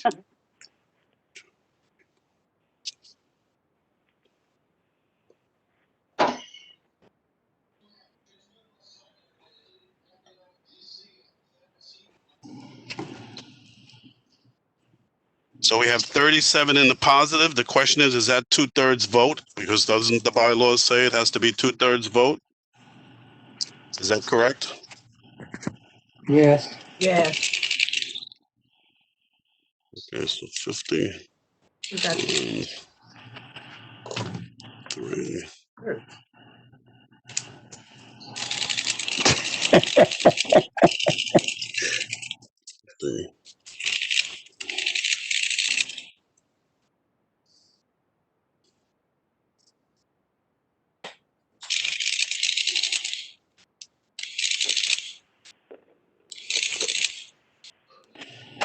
All right, 2/3 votes, 34. Motion passes with 37. Thank you very much. Thank you, Jerry. I'd like to thank the committee for all the hard work they put into this effort. I know it wasn't easy, but I thank you and the whole board for your patience going through the times that we are going through. But we got through it, and I'd like to really thank you from the bottom of my heart for being so diligent and working on this. Thank you so much. Thank you, Madam Chair. You're quite welcome. Land use, Dell.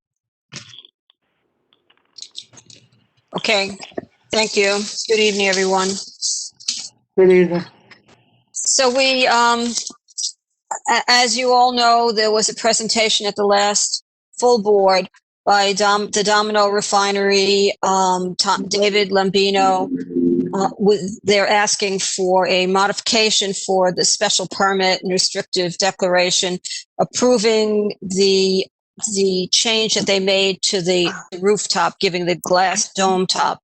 Now, this was something that is not subject to a land use ULIP review, but the city was willing to hear if we had any comments, and also had been approved in the past by us as part of a landmarks application. There were no comments at the last full board, and he came again and made a presentation to the land use committee. The members at the committee felt that the application he's making is identical to the previously approved landmarks application, and so there were no additional comments on that. I also want to mention that I know the report says that we did not have a quorum, but we did have a quorum because one of the members appeared by phone, and that was not picked up by the computer, but we all heard him, so he's been added, so we did have a quorum. Now, the second item was a continuation of the discussion that we'd been having regarding the feasibility of requiring developers to take responsibility for infrastructure that their projects stress. So Trina McKeever, Steve Chesler, and I met on a Zoom call with Ben Solitaire and Brian Paul, and we discussed essentially two things. We discussed specifically concerns that people in the community have been expressing about the Acme Fish upcoming application, and then we had a more just general discussion. So, as you all know from the last community board, the committee felt that there's a need to balance, or that basically there were concerns from some people in the community about the height and the density of the building, the ancillary building at Acme Fish. But there's also what seems to be a significant appreciation of Acme Fish and a desire to keep the company in the community. So we were discussing this, and Ben Solitaire said that Steve Levin would not know about these concerns because he wouldn't have gotten a copy, or he wouldn't have gotten feedback from or a copy of our committee meeting. So he suggested that we write a letter to Steve telling him about these concerns and suggesting that he speak to Acme Fish before we have to make our final vote, because at that point it may be an all or nothing situation. So the members of the committee agreed to let me draft a letter to Council Member Levin. That's in my report, but perhaps, do you want me to read it? I'm not sure what people think. I can read it out. Read it if you all. Yeah. Yes. No. Did people read the letter? Because I will need to know if the board approves sending this letter to Steve. Just go on and read the letter down. All right, I'll read the letter. So, dear Councilmember Levin, Community Board 1 recognizes the value of Acme Fish's continued presence to many of our residents. However, some residents have raised concerns about the bulk and height of the ancillary building and the effect it will have on the nearby residential Greenpoint Historic District and the Bushwick Inlet Park. Some residents also question the need for a development the proposed size, given the moderate increase in space that Acme will get for its business. Questions have also been raised about the likely financial profit to Acme and the benefit to the community from the proposed office space, given the unused office space already present in the community. The developer was advised of these concerns when it made a presentation to the Land Use Committee. We feel it might be beneficial for you to explore the feedback we have received from the community and discuss with the developer the possibility of height modification. So I don't know if there are any comments, or if that would be a satisfactory letter to write to Councilmember Levin. So I need to have some feedback from the full board. Are there any questions on the letter?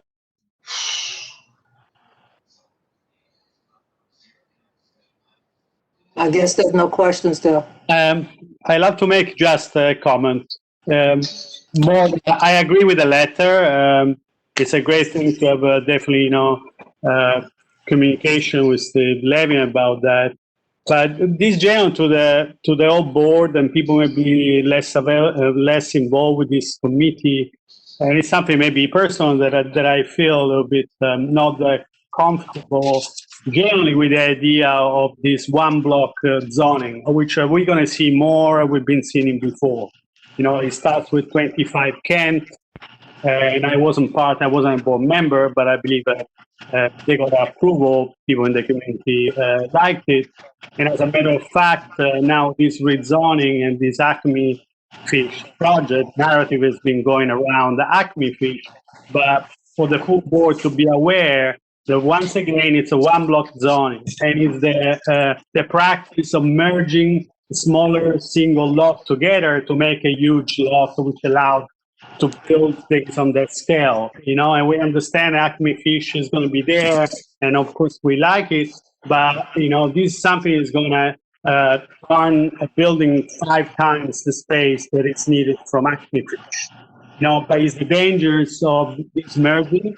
This will continue to happen. I don't know how deeply it will go in other places down in Greenpoint, but the reference the developer has made, have been reference about 25 Kent, about the Williamsburg Hotel, about the William Bell, definitely reference that they were not about the small-scale Greenpoint Historic District.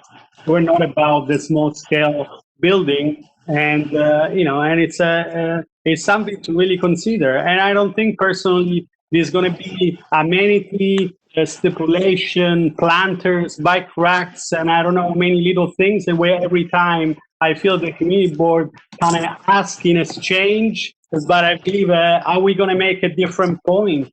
That is like maybe something like that maybe shouldn't happen, because it will be a precedent after the precedent. I don't know who is going to really benefit. Yes, Acme Fish, but for the full board to be aware that Acme Fish owns already 4 of the lot, owns 60% of that block.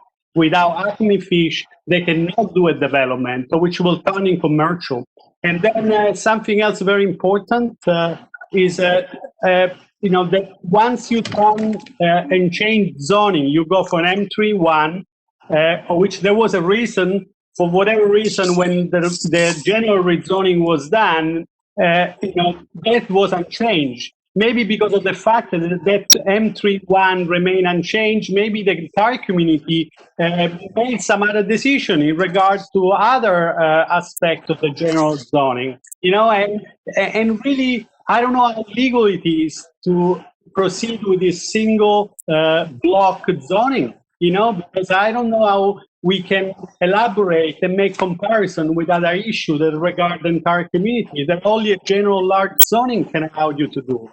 And then other aspect is once you turn and you enter the next level, so you go for an M3 or for an M11, you go into an M15 zoning, you could turn that into an hotel. So I know we've been talking that there are definitely a special permit required, but what are the guarantee that 1 year from now, 5 years, 10 years from now, maybe we're going to have a different council member, maybe there's going to be other change. We have laid down the bridge to go into the next category. Because from M3-1, you can go into the next category. And definitely, I believe also industrial space, pure industrial space are extremely, extremely important, but not the industrial space that 25 Kent has been offering. I don't know which price. I don't know if there were special stipulation and business plan made at that time precisely. But I don't think the average cabinet maker that has been operating here in Williamsburg and Greenpoint, or the other artist or the other small fabricator can afford that type of space. And then partly they're going to be office. And so do we have a business plan? Do we have a business plan that has established precise cost of square footage, sizes of the spaces, and then do other commercial offices, the number of spaces that prevail? Because this was an entire M3-1, a full manufacturing. I know we understand we're going to have Acme, it occupy 100,000 square feet, but we're going to have 600,000 square feet. And then we're going to have the... Do you have a question, Mr. Marcelli? No, I want to everybody know about there is a very long and complex things, and it's not just about Acme Fish that we love, but there is other aspect, and it's beyond also asking for amenities. It's about asking... questioning, the feasibility of this type of rezoning. That's all. Thank you. Dell, I think Elkins wanted to know if Acme would come to the board. Oh, remember Acme, this is pre-certification, although I think Acme is getting ready to be certified, but Acme, Acme already came to the land use committee. They will come to the board when they're certified. This is just an attempt to give access, preliminary, to talk to, to kind of get us to give Councilman Levin, to give Steve Levin a heads up so that maybe he can talk to Acme, and maybe Acme will consider downsizing. And if not, then Acme can come back to us and can address all of the questions that we and the community will have with respect to why they need to have such a large building, and we'll make a decision. But Acme will come back. This is really pre-certification, which is trying to, it's kind of a sense, in my sense, it's a chance for the community to communicate more to Acme and to give Acme a better sense of the concerns that they may have to address when they are asking, when they have been certified and they do come back. I don't know if that answers your question sufficiently. He said, thank you. Okay, so thanks. Okay, thank you. Ryan Cornyn's been holding up her hand. I don't see it. It's not in the participants. She looks at the Statue of Liberty. I've been in the picture and my hand is like, here, I'll do it again. It's I didn't see you in the picture and I don't see your hand up. But Go ahead, Ryan. Okay. I see you, Ryan. Thank you. My question is, have we offered Acme to look at other examples like Pfizer? So Pfizer has more of the kitchen industrial type things, more that are less office space and less sort of this like super white collar techie stuff that like those of us that were here in the rezoning realized that was kept M3 because we wanted industrial. And we can't have the light industrial I guess of the past, but the kitchen type stuff and what Pfizer's been showing, did we send them those did we give them a list of examples of the type of industry we'd like to see instead of offices? Because the 25 Kent and South First being massive empty office spaces, in addition to lots of the Green Desk, all of these ones that have mad vacancies right now, did we offer them a list or should we crowdsource a list from people? I know this is preliminary, so is that something we should do? Did we already do it? Well, we didn't give them a list. We did talk to them when they came to the committee. And I mentioned this in my report last month. We did tell them that we were concerned that not just in terms of the effect on the community, but we were concerned for them that they're counting on this large structure with office space to give them the financial stability because of the changes they're going to be making and modernizing. We did express to them that we thought that this may not be the best financial venture for them because of all of the empty office space that we're seeing. And we did suggest to them that they consider other options. We did not give them a list. And I mean, that's another question. People who have that will have another committee meeting on December 7th. And, it would be great if you wanted to come to to that committee and we can discuss that and we can discuss putting together something to give Acme. I think my sense is that Acme Fish is a business that has been here for many years, that many people in the community would like to see it stay. So my feeling, my personal opinion, and that's just me, one person, I think that it would be a good idea to give them, as much support as we can. But there are people in the community who are really concerned about the bulk of the building and about whether this office space is really going to sustain them, or if down the road they're just going to have to try to figure something else out. So I'm open to putting that on the agenda. Ryan, if you want to come to the December 7th committee meeting, it would be great. And nowadays, it's not like we have to get out of our house. We just come onto the virtual meeting. Okay. I do need to know if we can send this letter. By the way, we're kind of. There's other questions, Del. You have okay. Hopefully about the letter. Toby got her hand up. Toby. That was from before. I was just said that I was present. That was from before, because I got on a few minutes late. Oh, okay. We'll continue, Dale. I'm sorry. So I would like to know if it's okay to send the letter. I still have, a little bit more to discuss. Not about Acme Fish. I have one suggested change to the letter. This is Trina. I don't know how to put my hand up. You go to the right, down the right of the screen. There's a hand at the bottom. It's really small. It's so tiny. Tiny, but it's a hand. If you put your arrow on it, it'll say hand, raise hand. Panelist list. Okay, my one suggestion, Del, would be instead of the historic district, which it is next to the historic district, but it's also next to the rest of the Greenpoint neighborhood, and maybe not to isolate the historic district, but maybe just the residential district in general.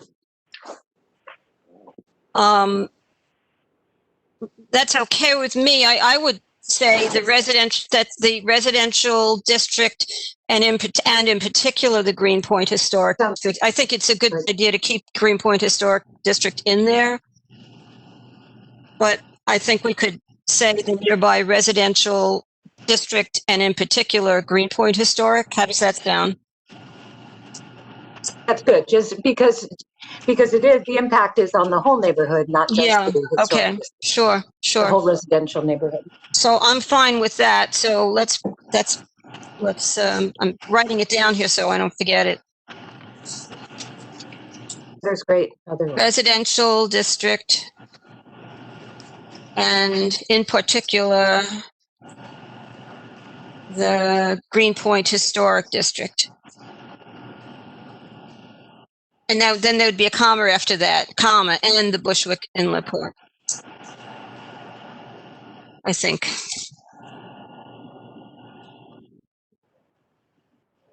Yeah. So, motion to accept the letter, send the letter. Okay, so Dialis, Trina made a motion. Trina made a motion, I didn't hear. Yeah, she made a motion to accept the letter as written. And is there a second? I second, Bożena Kamiński. Okay, a motion has been made and second. Trina and Bożena, can I have a roll call vote, please? When you say as written, you mean as corrected, correct? as corrected. Yes, yes, thanks, Jerry. Yes, as We corrected, say with the necessary corrections. Thank you. as amended or whatever. Gina Argento. No vote. Bogdan Bakarowski. Yes. Yes. Lisa Bamonte. Yes. Lisa Bamonte, yes. Gina Barros. Yes. Gina Barros, yes. Tion Brooks. Yes. Tion Brooks, yes. Eric Berzaitis. Yes. Eric Berzaitis, yes. Tom Burrows. Yes. Tom Burrows, yes. Iris Cabrera. Yes. Iris. Yes. Iris Cabrera, yes. Phil Caponegro. Yes. Phil Caponegro, yes. Frank Carbone. Yes. Frank Carbone, yes. Stephen Chesler. Yes. Stephen Chesler, yes. Michael Chirchella. No vote. Teresa Cinciata. Teresa Cinciata.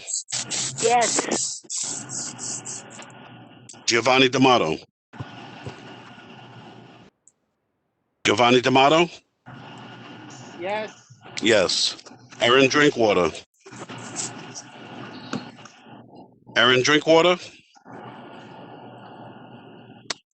No vote. Arthur Dibinowski. Yes. Arthur Dibinowski, yes. T. Willis Elkins. Yes. T. Willis Elkins, yes. Julia Amanda Foster. Yes. Julia votes yes. Joel Goldstein. Joel Goldstein.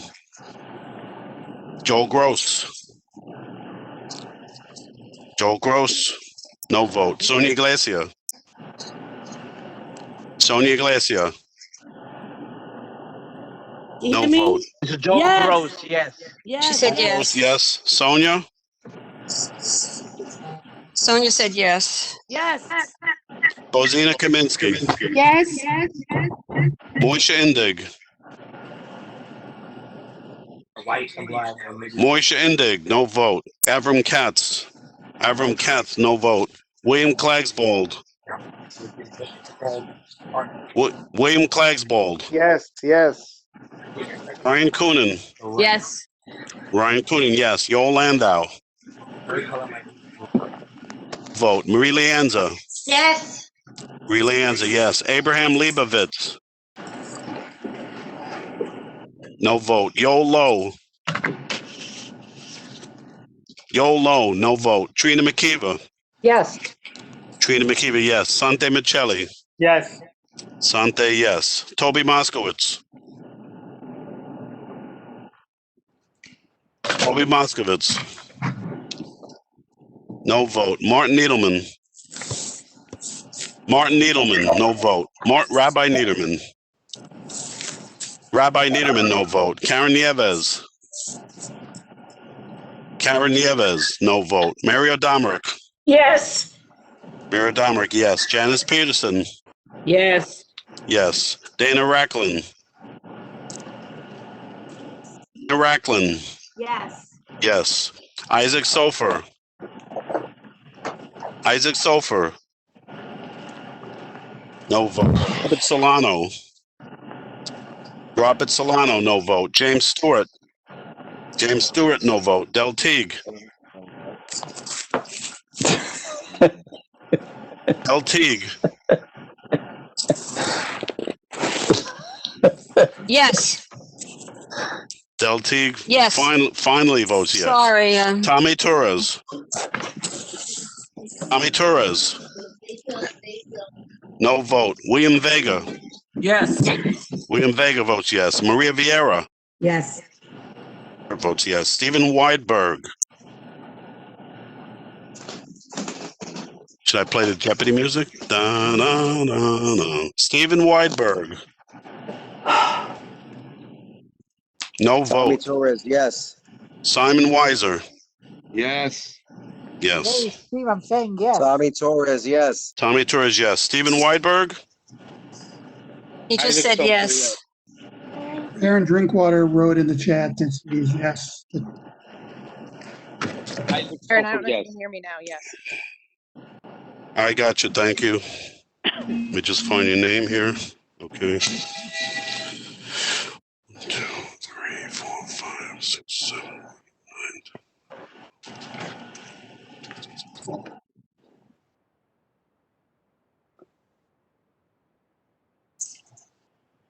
33 yes, 0 no, 0 abstention. Motion carries. Okay, thank you. Then as I said in the report, we had a general discussion as to how can we get, have effective input into applications, ULIP applications. And a lot of them are pretty common sense. Participate in the scoping hearings, make sure we, ask for benefits that have something to do with the actual development. But I think it's also important that they said that it's very important to get the developer to put in writing what he or it is agreeing to do or not to do. Try to get it written into the zoning if you can. We also talked about having the land use and the environmental committees getting together so that we can have a nice, concise sense of what environmental concerns we can bring to the community board and to the developers. And to, of course, ask the city planning to come to board meetings whenever we need some clarification of the process. Now, the main thing that came up that was new to me, and I think new to the three of us, was that Brian Poole said that we're stuck with two zonings. And that's one of the problems, because a developer will say, well, the M1, M13 or M12 is too small, so then I have to jump to the M15. But he told us that the Gowanus Community Board has gotten a more flexible, a more flexible use of different tools, zoning tools. He calls them tools, more flexible zoning options. And he said that we could ask Steve Levin to advocate for us to be able to have access to those zoning options that are available to Gowanus. So we may want to look into that more and discuss whether we'd like to do that. I can't imagine that it would be that there'd be a downside to it, but I don't know. It's something we may want to discuss going forward. But I think it's important that we know about the fact that the Gowanus Board has more flexible zoning options available to it. And he thought that, it was a reasonable request for us to say, well, we want to be included in that. The last thing is, this came to me after we had our committee meeting. It's 135-37 Bedford Avenue has been certified. They're asking for a zoning change to go from residential to commercial overlay. Remember, we had the same kind of a request on the other side of Bedford Avenue at one point, and actually the community board voted against it, but the city permitted it anyway. What I need to tell you now is that because of the clock, the clock will be up prior to our January meeting. So I propose that our December 7th meeting will be a combined committee meeting and public hearing so that 135-37 can come to us then, and we can make we can have a vote, we can make a recommendation, and so that we can then present to the full December board. Otherwise, I'm not sure how we can get this taken care of because the clock is running. So I don't know that I need a vote on that. I don't know how to go about that, but that's what I'm proposing. Del, can I just Sure. add on to what you were saying, just with the lack of flexibility of the tools? Yes. About FAR, that we're stuck either between a 2.0 FAR or a 5, like a 4 or a 5. That would be good. That's 25 cans for, and Acme Fish wants M15, which has a 5.0 FAR. So it'd be nice to have something like around 3 or between 3 and 4 to get a scale that's more palatable. I agree, and I think that I agree. I think it would be worthwhile. I don't know what the rest of the board thinks, but I think it would be worth exploring getting asking for us to be able to plug into the options that have been approved for the Gowanus Community Board. Should we ask city planning to come to our next December meeting? I think that would be fine. I guess we can still do that even though we have the public hearing, because the public hearing is just for that one application.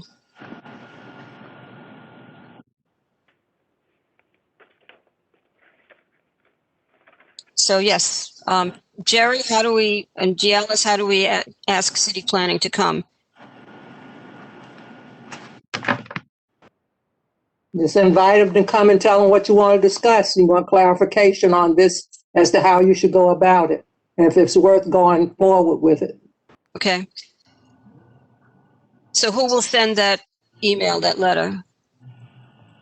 Speak to Marie at the office. Okay, thank you. And it would be good to do that before we have to deal with Acme Fish. Yes. I'll speak to Marie tomorrow. Okay, thank you. That's all I have. Thank you, Dale. Damn.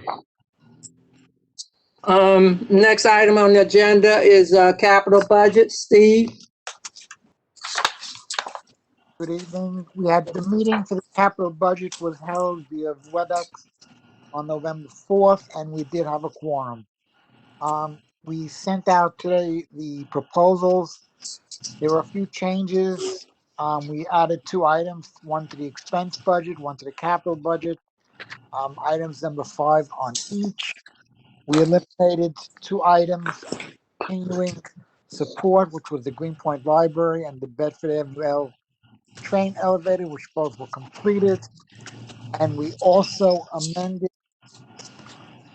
one second, we amended number 7572122 and the expense to cover COVID-19 items for senior citizens and senior women.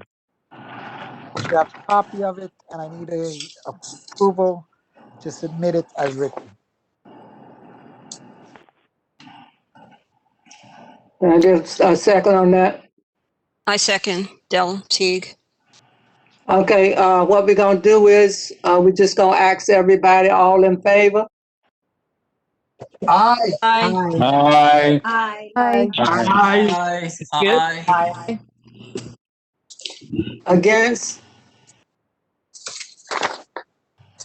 Abstentions? Hearing none, motion carries. Thank you. Thank you, Steve. Thank you. The Alice, I was trying to say something and I wasn't being called on. I didn't see your hand raised, and I didn't see. I couldn't find the darn hand on the thing. That's why I want Zoom to be returned to us. This is just a mess. My hand is up there, by the way. It is there on my thing. So I don't know what you want to do, but I sent Steve my points already, so we don't have to discuss, because I don't think we're putting in the budget where we're thinking about the coronavirus and the impact on the community and what this community needs in light of that. And if you look at the report, I did incorporate your suggestions into it. Oh, okay, thank you. Can I ask you one question? Every one of the suggestions was incorporated into it. It's there, just. Yeah, I'm not trying to solve the meeting. I just want to ask you a question, Steve. Is that, did Woodhull Hospital, and this is my concern in general, as we have a budget, did Woodhull bring their items and the police department bring their items to the budget? Because there are issues that I won't get into now, but I know that they will be hit again with coronavirus. Are we prepared, is my question, with the budget we have? We requested the items, and Woodhull did not come. Okay. Does that answer your question? Kind of, but I don't want to take it. It's, people obviously are not open to a conversation, but I think it's a serious one. And I don't know if the police department gave their, we're hearing all this violence in different places. We're hearing the hospital being overwhelmed. I mean, and I raised to you the senior issues. This year, right, okay. We'll leave it. Okay, thank you. Does that conclude your report, Steve? Thank you. Finish it. Finish it. Okay, next item on the agenda is Tom. Tom, just me, talk about myself? SLA and PCA. Which would you like to do first? Give me your report so we can all go home. Give us stuff, Tom. All right, well, let me do public safety and human service because that should be quicker. All right, we had a meeting on October 19th. We did have a quorum.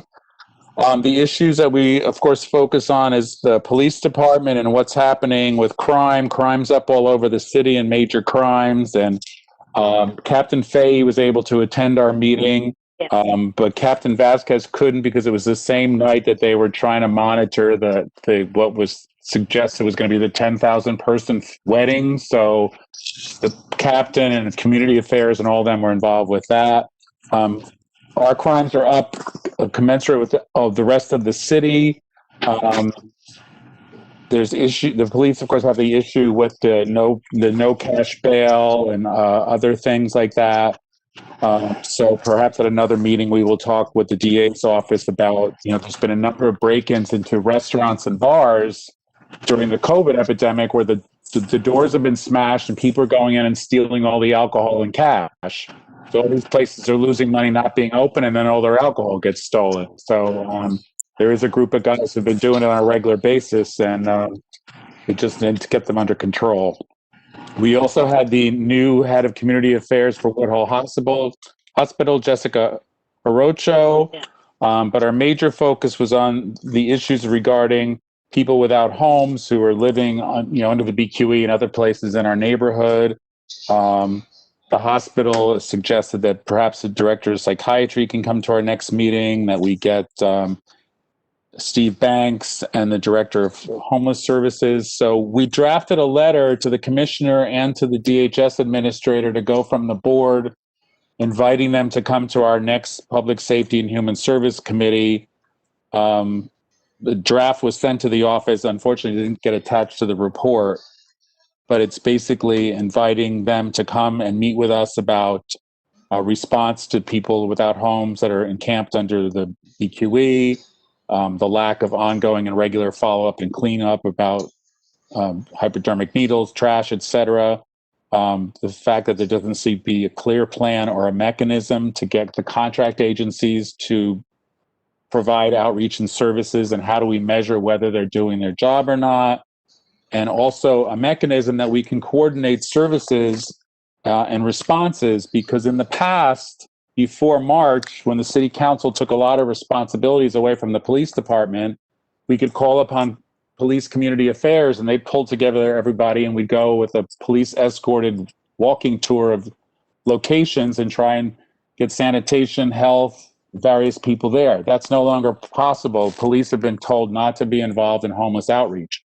So there needs to be some other mechanism to do that. And so we would like to have Steve Banks and the DHS administrator to come to our meeting and tell us, winter's coming, how are we going to address community concerns, neighborhood concerns, and such like that. So we would like a letter to go from the board inviting the two of them to come to our next meeting, which is going to be on Thursday, December 3rd. So I don't know if we have to vote on sending a letter or it could just be sent. I did send a draft to the office.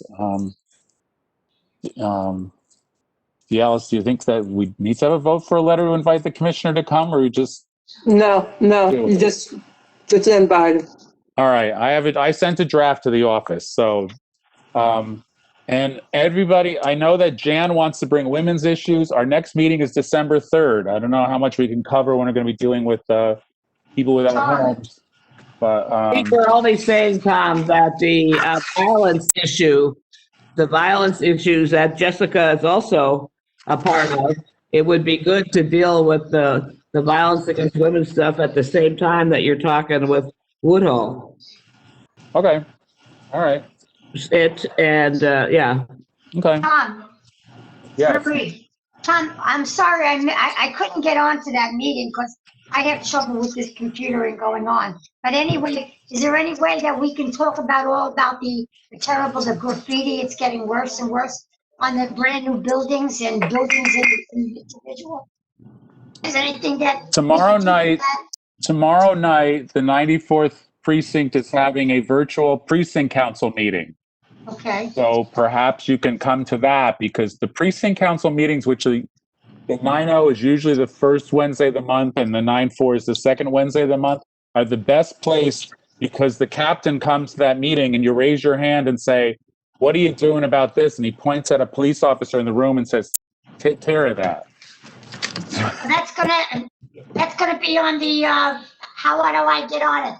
Is it gonna be on my email, Marie? Go to the webpage for the 9/4, and it's going to be at 7:00 tomorrow.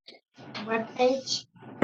Yeah, every precinct has a webpage and they've got a link for their meeting. And Tom, we're pushing that same idea that you didn't like before, but given what's happened between the police and the community, is it's time that the police, no, this is not a big one, Tom. The police really should attend community board meetings with representatives, just like the health and hospitals. We need to all be together someplace. This coordination problem that you're raising is really a big issue. So we shouldn't have to go to their meetings. We got to change the paradigm with the local police. Well, the city council pulled the police department back from all kinds of stuff in March, when all the response to marches and things like that, the police department was told not to be involved in the various things, that it's not their job anymore. So, but they're supposed to rebuild their relationships to the community. And I think that they can have their own meetings. I'm not saying they shouldn't, but they should come to our meeting. And Williamsburg Greenpoint has taken the leadership of trying to really deal with conflict. And we should really try to help between the police and the community, because this is not a community that wants to close down the police department and all that. But we do want a new relationship. Right. Well, Captain Fahey and Captain Backus usually come to our committee meetings. Like I said, Yeah. this one, they had that special event happening in South Williamsburg. They couldn't come. So Tom, that's it on public safety and human services. Tom, Yes. could you ask the 90 and the 94 to send us their information about their board meetings every month, since they're having them virtually? That way we can get it out to the community and they don't have to go searching for it. I've got the email for tomorrow's meeting, which I will send to Marie, and she can send it to the board. Yes, let's just make sure we get that I'll get the information to police the board so department to do people it. can get it. Thank you, Tom. Thank you. I just share that information in the chat for just in case anyone wanted. What was that? Iris. She put it in the information chat. meeting tomorrow. I Oh, put it in the good. chat. Oh, thank you. But I'll get an email to welcome. Marie as well, because that sometimes is easier. Yes. WebEx. So that's it for public safety and human services. Next meeting, December 3rd. If there's ever any issues, just let Marie know. Marie lets me know. I text the police department all the time. They're used to it. Son, I have a question. Speaking of which, I'm sorry. I have a question. Oh, could I just do this a minute? 311-692 is the number that you use for the socially distancing violations and bar problems and things like that. And that task has also been removed from the police department and is now being done by the sheriffs. And the sheriffs work for the City Department of Finance. So if we wonder about who trains the police department, who's training the sheriff's department?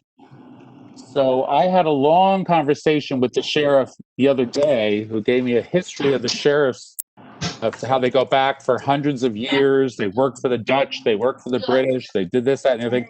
I said, that's all very well and good, but if you're the guys that are doing bar enforcement, you need to come to our meetings so we know who you are when we've got problem bars. So that's another one we're trying to figure out. The big raid that occurred on October 30th of the bar with the 400 people in it was done by the sheriff's department, not the police department. So we used to do visits to these facilities with the fire department, the police department, and the buildings department.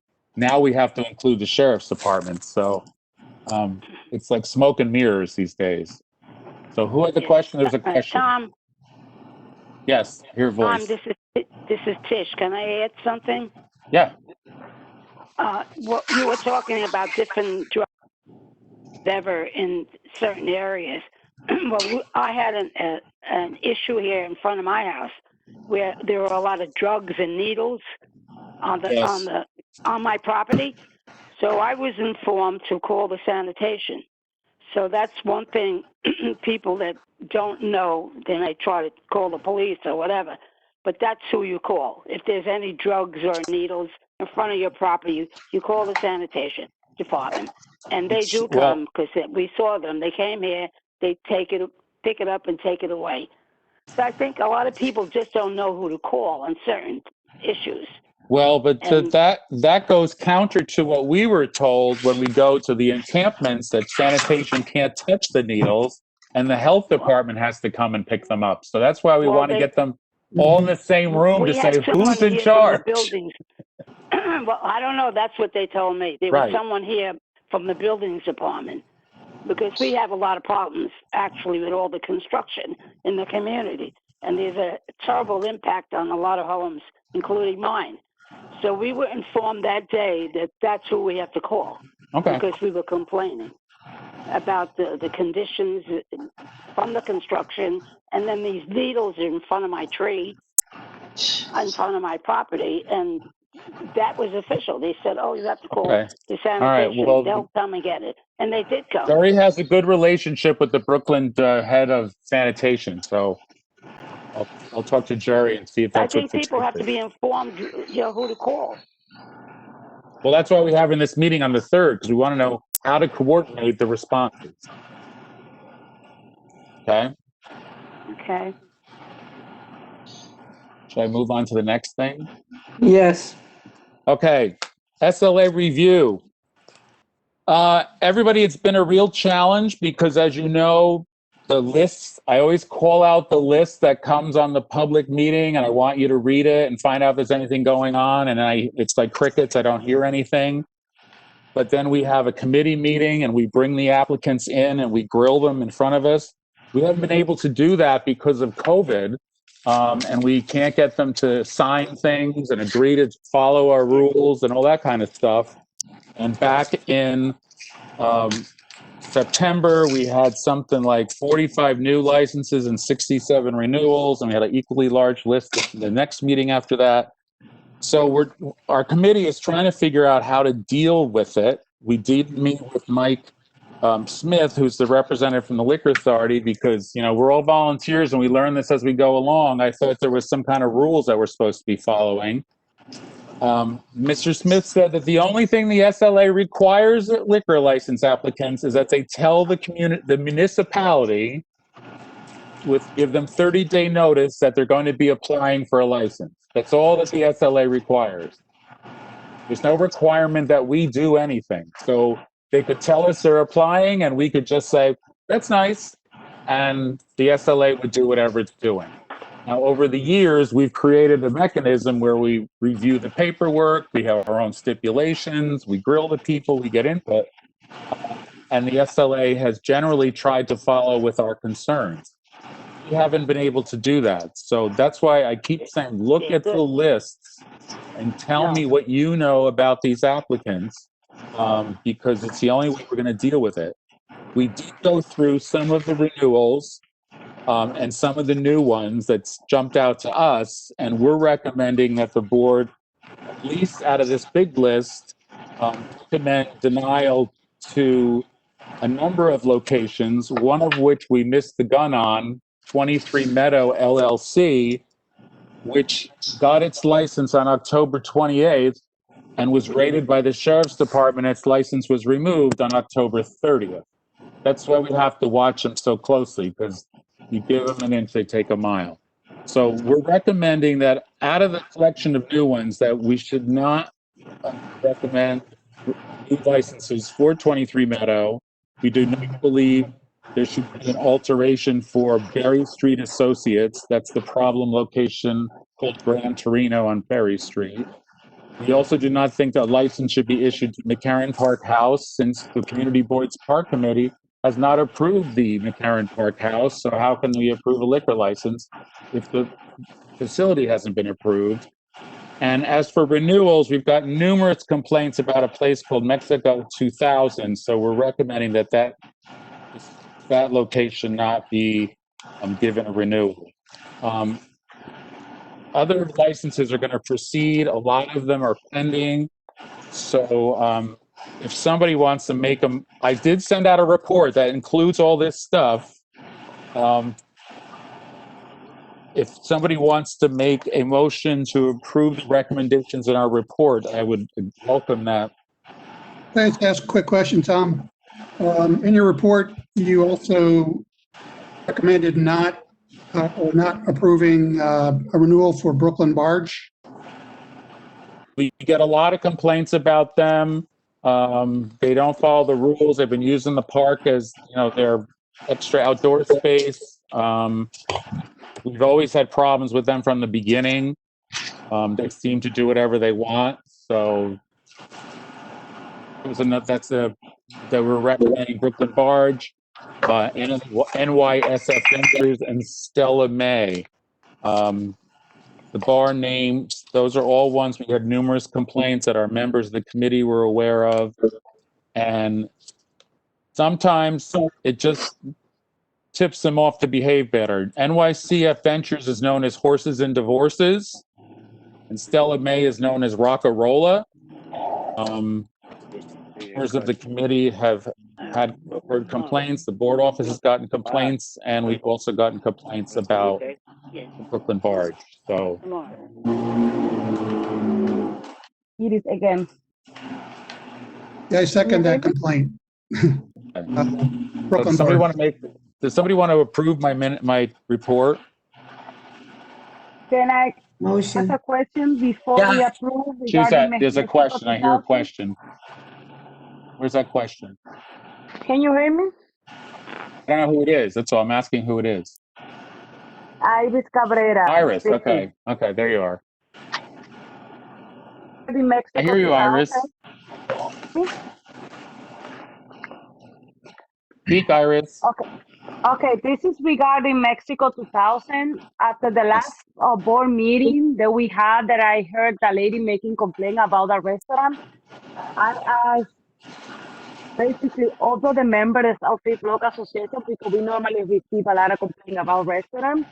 And I just wanted to say that nobody may complain about the restaurant. I even went to the restaurant and asked them if they have any DJ, because I know that restaurant in the community for a long time, and this is the first time that I hear anyone making complaint. And like I say, we have a meeting every month at the South Street Block Association, and we receive a lot of complaints. Also, Does the Block Association have a name, Iris?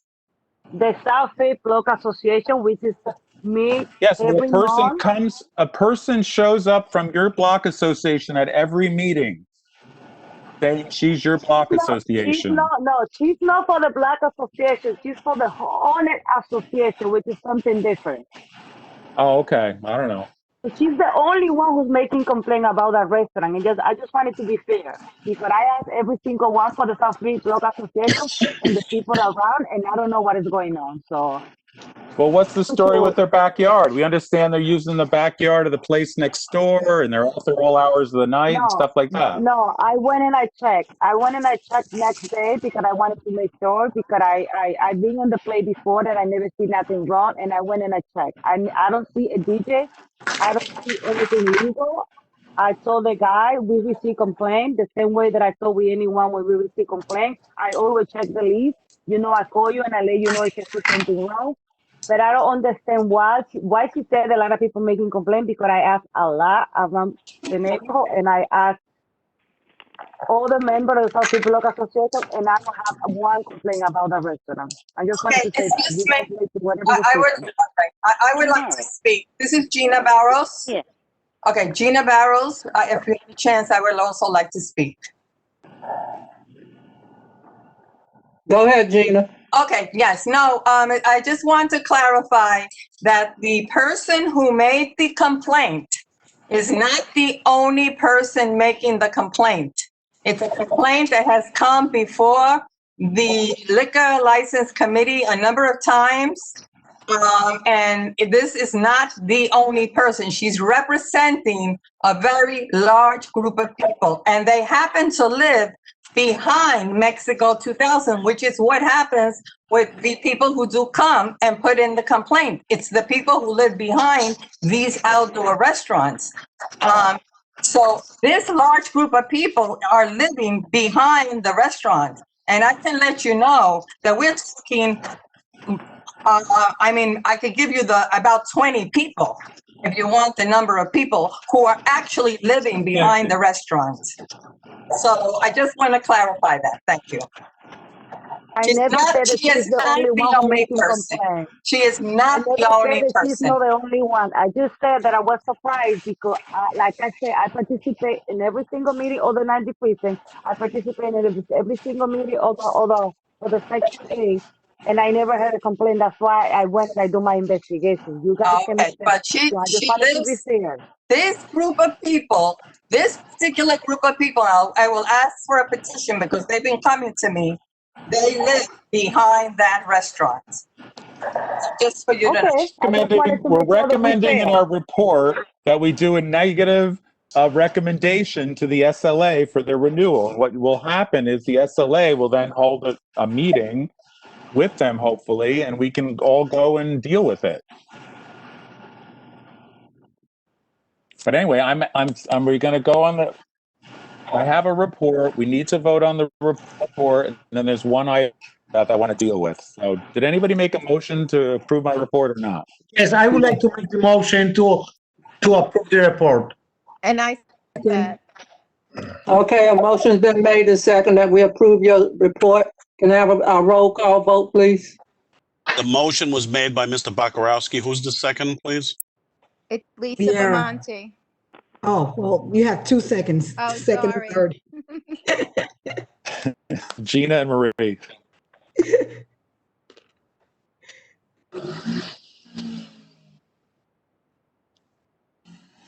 Oh, so Tom, the motion is to accept the committee's report as written. Yes. Thank you. Gina Argento?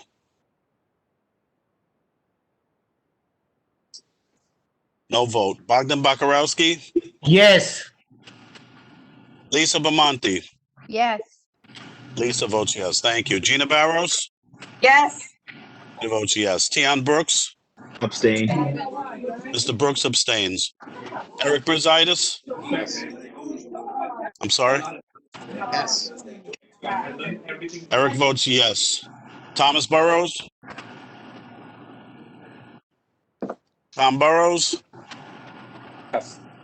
Tom votes yes. Iris Cabrera? Yes. Iris votes yes. Iris? Iris Cabrera? Yes, yes, yes. Thank you. Phil Caponegro? Yes. Votes yes. Frank Carbone? Yes. Frank votes yes. Stephen Chesler? Yes. Stephen votes yes. Michael Chirichella? Michael Chirichella? No vote. Teresa Cinciata? Yes. Teresa votes yes. Giovanni D'Amato? No. Giovanni votes no. Aaron Drinkwater? Not talking to Jerry. Aaron Drinkwater? No vote. Arthur Dibinowski? Arthur Dibinowski? No vote. Yes, yes, yes. Votes yes. T. Willis Elkins? No. Willis Elkins votes no. Julia Amanda Foster? Julia Amanda Foster? Oh, here's Julia. And thumbs up, thumbs down. Thumbs up votes yes. Joel Goldstein? Joel Goldstein, no vote. Joel Gross? Abstain. Mr. Gross abstains. Sonia Iglesia? Sonia Iglesia? Can you hear me? Yes. What's your vote, Sonia, please? Yes. Yes, yes, yes. Thank you. Sonia votes yes. Bozina Kaminsky? Yes. Bozina votes yes. Moisha Indig? Moisha Indig? No vote. Avram Katz? No vote. William Klagsbold? Yes. Yes. William Klagsbold votes yes. Ryan Coonan? Nope. Ryan votes no. Yoel Landau? Yoel Landau? No vote. Maria Leanza? Yes. Marie votes yes. Abraham Leibovitz? Abraham Leibovitz? No vote. Yoel Lowe? Yoel Lowe? No vote. Trina McKeever? Trina McKeever? Yes. Trina votes yes. Sante Michelli? Yes. Sante votes yes. Toby Moskowitz? Toby Moskowitz? No vote. Martin Needleman? Martin Needleman? No vote. Rabbi Niederman? Rabbi Niederman? No vote. Karen Yevez? Karen Yevez? No vote. Mary O'Domerick? Yes. Mary votes yes. Peterson? Yes. Janice votes yes. Dana Racklin? No. Dana votes no. Isaac Sofer? Isaac Sofer? Rob Solano? Rob Solano, no vote. James Stewart? James Stewart? Del Teague? Yes. Del Teague votes yes. Tommy Torres? Yes. Tommy votes yes. William Vega? Yes. William votes yes. Maria Vieira? Yes. I didn't hear your vote, I'm sorry. Yes. Stephen Weidberg? Stephen Weidberg? Yes. Stephen votes yes. Simon Weiser? Simon Weiser? No vote.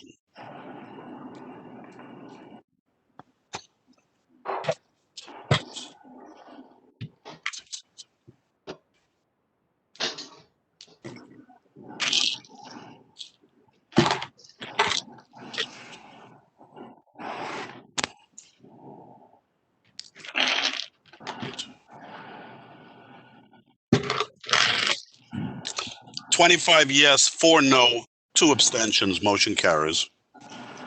Thank you, Jerry. Just everybody, if there's any particular places that there's an issue and you've made a 311 complaint, you need to send a copy of the complaint number to the board office.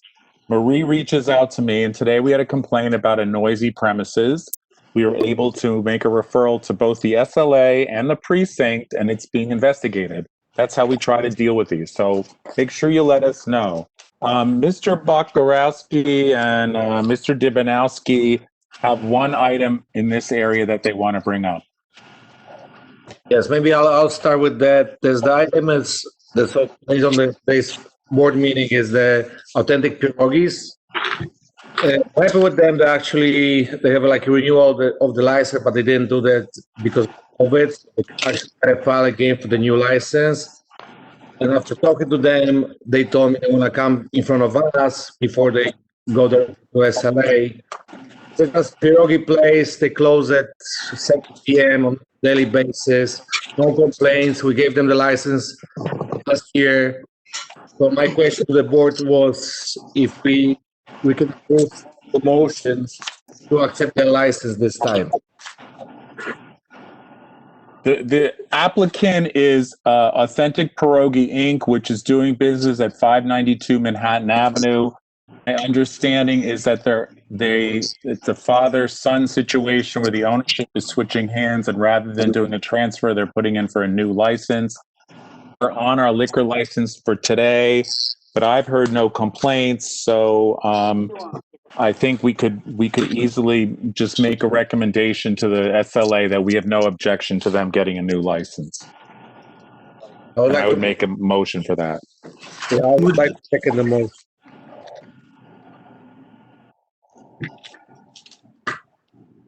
What is your motion again, Tom? Baras? It's the pierogi place. It's pierogi. Oh God, I gotta get it right. Authentic Pierogi Inc. at 592 Manhattan Avenue. That we would send a communication to the SLA that we do not oppose them getting a new liquor license. Well, Dabanowski made the motion. Who seconded? Joe Gross. Bogdan, I think. Oh, Joe Gross seconded the motion. Can I have a roll call vote, please? Is anybody opposed to it? Nobody's opposed to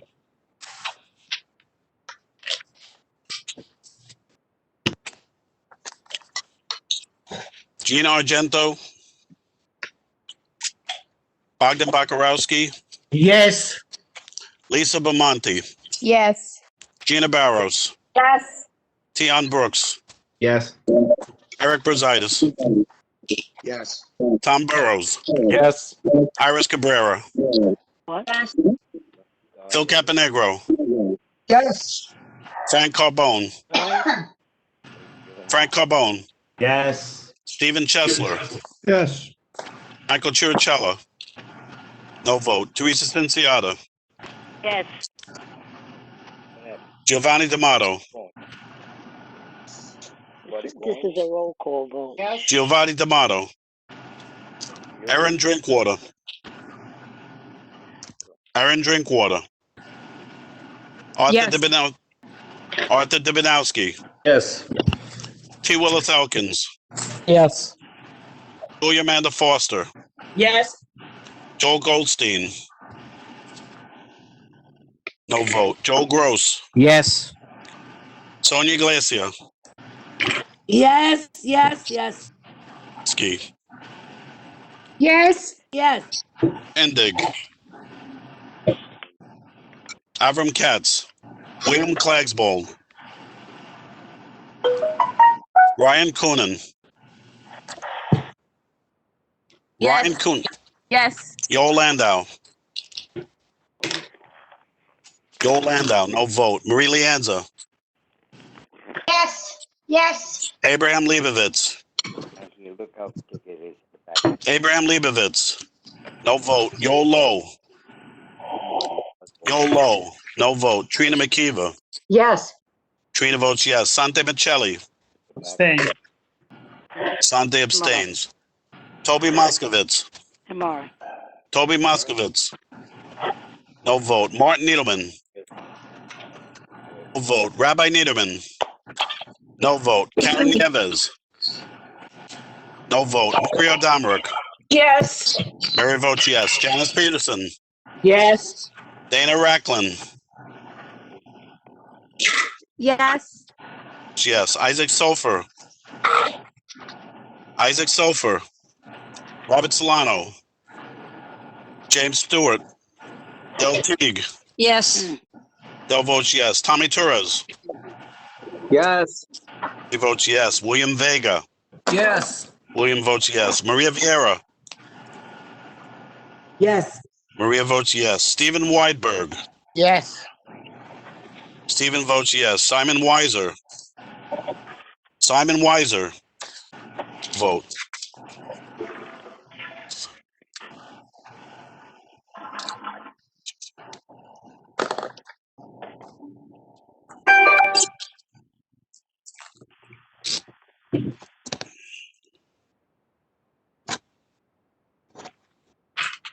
Yes, 1 abstention, motion carries. Thank you.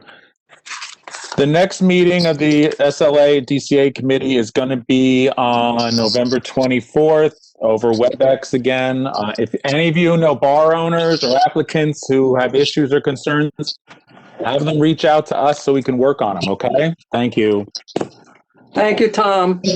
Transportation, Eric. Everybody that's not speaking, please mute your mic. Thank you, Madam Chair. You're welcome. So the committee met on Thursday, November 5th. We had a quorum. The first item on the agenda was the Meeker Avenue parking proposal, phase 1 by Department of Transportation. Presenting was the Borough of Parking Operations. 3 representatives from that department came with Rhonda Messer. They ran through a presentation, which we got today and was forwarded around, but there is a YouTube link in the report if anybody wants to follow it. I would suggest you watch the YouTube link for the beginning of it, only because it kind of unpacks some of the stuff that's not readily available in the PowerPoint. Once they finish their presentation, which basically goes into how they plan to, install this metered parking. They explained how they were doing homeless relocation, cleaning of all the debris that's accumulated over the last few months under the BQE. And then it got around to the board. And as everyone's probably aware by now, we're pretty much annoyed with DOT. They sent a notice kind of at the last minute saying that they were going to go ahead with this. But it was clear from the amount of work that's already been done, anyone that's been under there lately that's seen the electrical towers and the new paint markings and the cleanup, as well as those homeless camps. Those of you that know those folks see them on a regular basis. A lot of them have been relocated. This is an idea that's been brewing at the DOT for obviously quite a while. Hard to know how long, but we all know that these things just don't happen, especially when they're dedicating workers to go in and do the kind of invasive work that's been happening down there. So that was the first problem with it, and the reason that we actually had them in for the meeting, because they had no plans to come until we made an effort to get them to come. So there's that, and then the other issue is, as I've presented in many reports, and Karen before me, and this this has been going on. The visioning for this area has been going on since at least 2015 and probably earlier. We had a visioning session with DOT in 2017, September of 2017, where they presented a whole outlook, mostly also on Meeker, but then also under the BQE, where they had these pretty pictures of people playing big chessboards from other applications that they've done around the city in spots like underneath the BQE. And all the visioning that Transportation Alternatives has put together, separate from the board. It's pretty clear that parking has never been something that the community has asked for, wanted, or anyone really thinks we need metered parking. So most of the concerns revolved around that. There were also asking them to justify how they came up with this idea. We'll ask them, what were your metrics for this? And basically there were no metrics because of COVID. They couldn't do a full traffic study. They didn't really do any technical analysis. They just said because new businesses were moving in and they would need turnover to access the businesses. Karen made a point that it's mostly residential. We all know that the uses for under the BQE are largely residential. There are a lot of concerns with among the community with long-term car storage, cars being abandoned under there, and some other issues. Their idea was that if there was turnover, it would make it easier to maintain the space. There was also some conversation about how the metered parking would allow them to keep it cleaner. But Elizabeth Adams from Steve Levin's office made the point that, it shouldn't be, we're going to put in metered parking just to keep it clean. It's like, it's supposed to be kept clean by the Department of Sanitation. But then DOT is also supposed to monitor it with alternate site parking, etc. So it's a plan that's been in the works for a long time, but they didn't have a lot of good answers for any of our questions. That's basically it in a nutshell. It's early, I guess. It's phase one, but they're planning to do this for the whole stretch. Phase one would go from Metro to Lorimer. So that's the 3 blocks. And nobody wants it. So it seemed that now they're willing to work with us, which is very nice of them. Although if we hadn't have had this meeting, they would have just gone ahead and completed it on their schedule. But now they're willing to work with us. So great. Along that line, I just want to make a note that there is a Make Meeker Move meeting happening this Thursday, and I will put the link in the chat.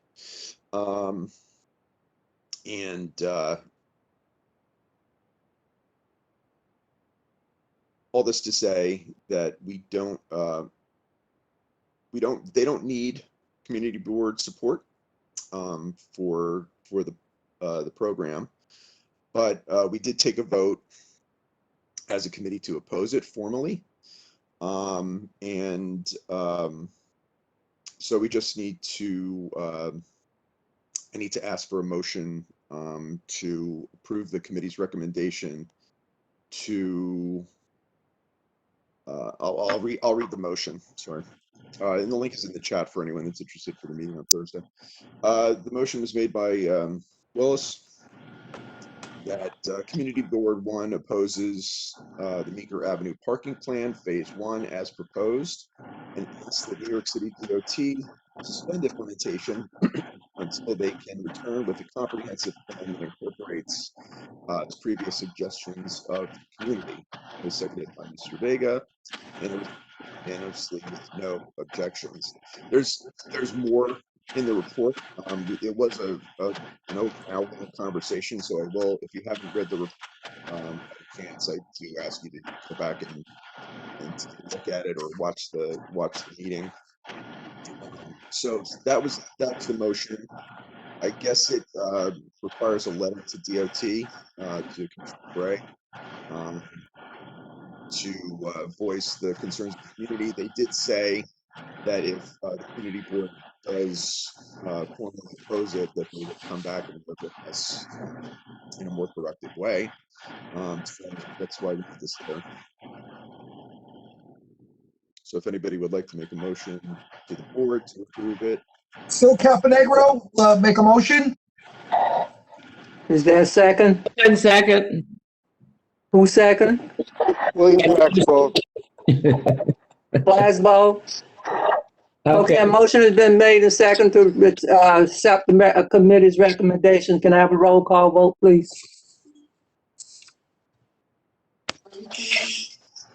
Gina Argento.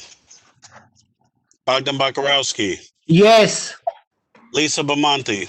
Yes. Gina Barros. Yes. Tion Brooks. Yes. Yes. Eric Brusitis. Yes. Tom Burrows. Tom Burrows. Yes.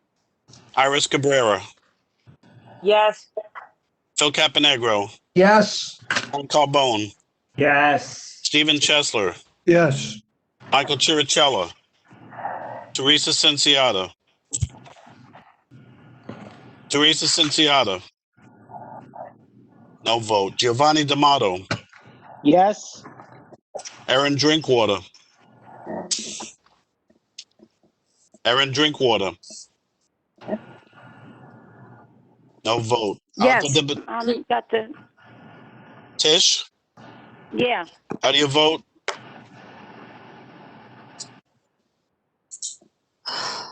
Tish? What happened? Yes. Yes. Yes. Art Dibinowski? Yes. Ms. Elkins? Mr. Elkins? Yes. Amanda Foster? Julia Amanda Foster? Yes. Thank you. Joel Goldstein? No vote. Joe Gross? Yes. Iglesia? Sonia Iglesia? Yes. Rosina Kaminsky? Yes. Moisha Indig? Avram Katz? William Klagsbold? Yes. Ryan Coonan? Ryan Coonan? No vote. Yoel Landau? Yes. Ryan votes yes. Yoel Landau? Marie Lianza? Yes. Marie votes yes. Abraham Leibovitz? Low? Yoel Low, no vote. Trina McKeever? Trina McKeever? Sante Michelli? Sante Michelli? Yes. Thank you. Toby Moskovitz? Toby Moskovitz? No vote. Martin Needleman? Rabbi Niederman? Karen Nieves? Rio Domerick? Yes. Janice Peterson? Yes. Dana Racklin? Yes. Isaac Sofer? Isaac Sofer? No vote. Rob Solano? No vote. James Stewart? No vote. Del Teague? Yes. Perez? Yes. William Vega? Yes. Maria Vieira? Yes. Ben Weidberg? Yes. Simon Weiser? Simon Weiser? No vote. Aaron Drinkwater said yes in the chat.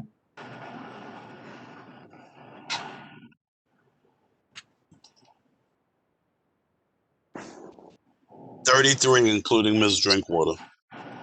Motion carries. Thanks, everyone. Second item that needs a vote, Metroline Car Service. We all know them, we love them. They wanted to make a presentation but didn't come, but it's just a base renewal license. We have no complaints, obviously. Karen made the motion, Simon. We call you tomorrow, okay? And it was approved unanimously without objection. Need a motion. I think we missed what you were saying, Eric. I'm sorry. We didn't hear what you were saying because somebody else was talking. Oh, I'm sorry. So it's just a base renewal license for Metroline Car Service, approved unanimously by the committee without objection. Phil Caponegro will make a motion for that. I second Bożena Kamiński. Motion been made and second. Bill, Bozina. Can I have a roll call vote, please? Okay. Correction said last roll call vote. I did include Ms. Drinkwater's vote, so it's 32 yes, 0 no, 0 abstention. Do we need a roll call for base renewal? Can we just do by acclamation? I'd rather not. That's fine. Okay. Eric, I'm sorry. It's a base renewal for who? Metroline. Metroline? Metroline. Metroline. Metroline. Yeah, they've been around a long time. Oh, yeah. Gina Argento. Bogdan Bakarowski. Bogdan Bakarowski. Yes, yes. You only get one vote. Lisa Bamonte. Yes. Gina Barros. Yes. Tian Brooks. Yes. Thank you. Eric Zaitis. Yes. Eric votes yes. Tom Burrows.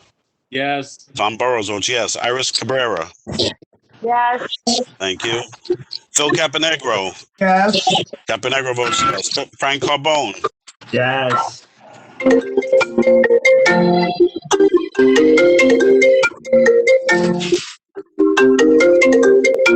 Frank, mute your mic. Go my meeting, please. Is that Jan Peterson's mic that's open that's playing this lovely music? Yeah. Was trying to get me for another meeting. Sorry about that. It's getting late, everybody. Yeah, I know. Women are last. We know that. Call vote, ladies and gentlemen. Frank Carbone votes yes. Stephen Chesler. Yes. Thank you, Steve. Mike Churchella. No votes. Teresa Cinciata. Yes. Teresa Cinciata votes yes. Giovanni D'Amato. Yes. Mr. D'Amato votes yes. Erin Drinkwater. Yes. Erin votes yes. Arthur Dubinowski. Yes. Yes. Dubinowski votes yes. T. Willis Elkins. Yes. Mr. Elkins votes yes. Julia Amanda Foster. Yes. Joel Goldstein. You heard me. Hey. Joel Goldstein. Joel Gross. Yes. Gross votes yes. Sonia Iglesia. Yes. Sonia votes yes. Bozina Kaminsky. Yes. Bozina votes yes. Moisha Indig. Avram Katz. William Klagsbold. Ryan Coonan. Yes. Ryan votes yes. Yoel Landau. No vote. Marie Lianza. Yes. Marie votes yes. Abraham Leibovitz. No vote. Yoel Lowe. No vote. Trina McKeever. Yes. Trina votes yes. Sante Michelli. Mr. Michelli. Yes. Yes. Michelli votes yes. Toby Moskowitz. No vote. Martin Needleman. No vote. Rabbi Niederman. No vote. Karen Nieves. No vote. Mary Adamerick. Yes. Mary votes yes. Janice Peterson. Yes. Janice votes yes. Dana Racklin. Yes. Dana votes yes. Isaac Sofer. Isaac Sofer. No vote. Robert Solano. Robert Solano. No vote. James Stewart. James Stewart. No vote. Del Teague. Yes. Del votes yes. Tommy Torres. Yes. Votes yes. William Vega. William Vega. Yes. William votes yes. Maria Vieira. Maria Vieira Yes. votes yes. Stephen Weidberg. Stephen Weidberg. Yes. Stephen votes yes. Simon Weiser. Simon Weiser. No vote.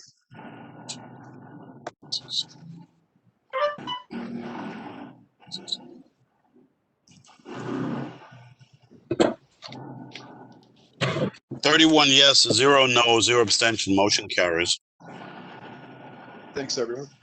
Thank you, Jerry. Thank you, Okay, Eric. so- Eric, I would love to take, Hang on, hang on. So, old business, we talked about, the Open Streets program.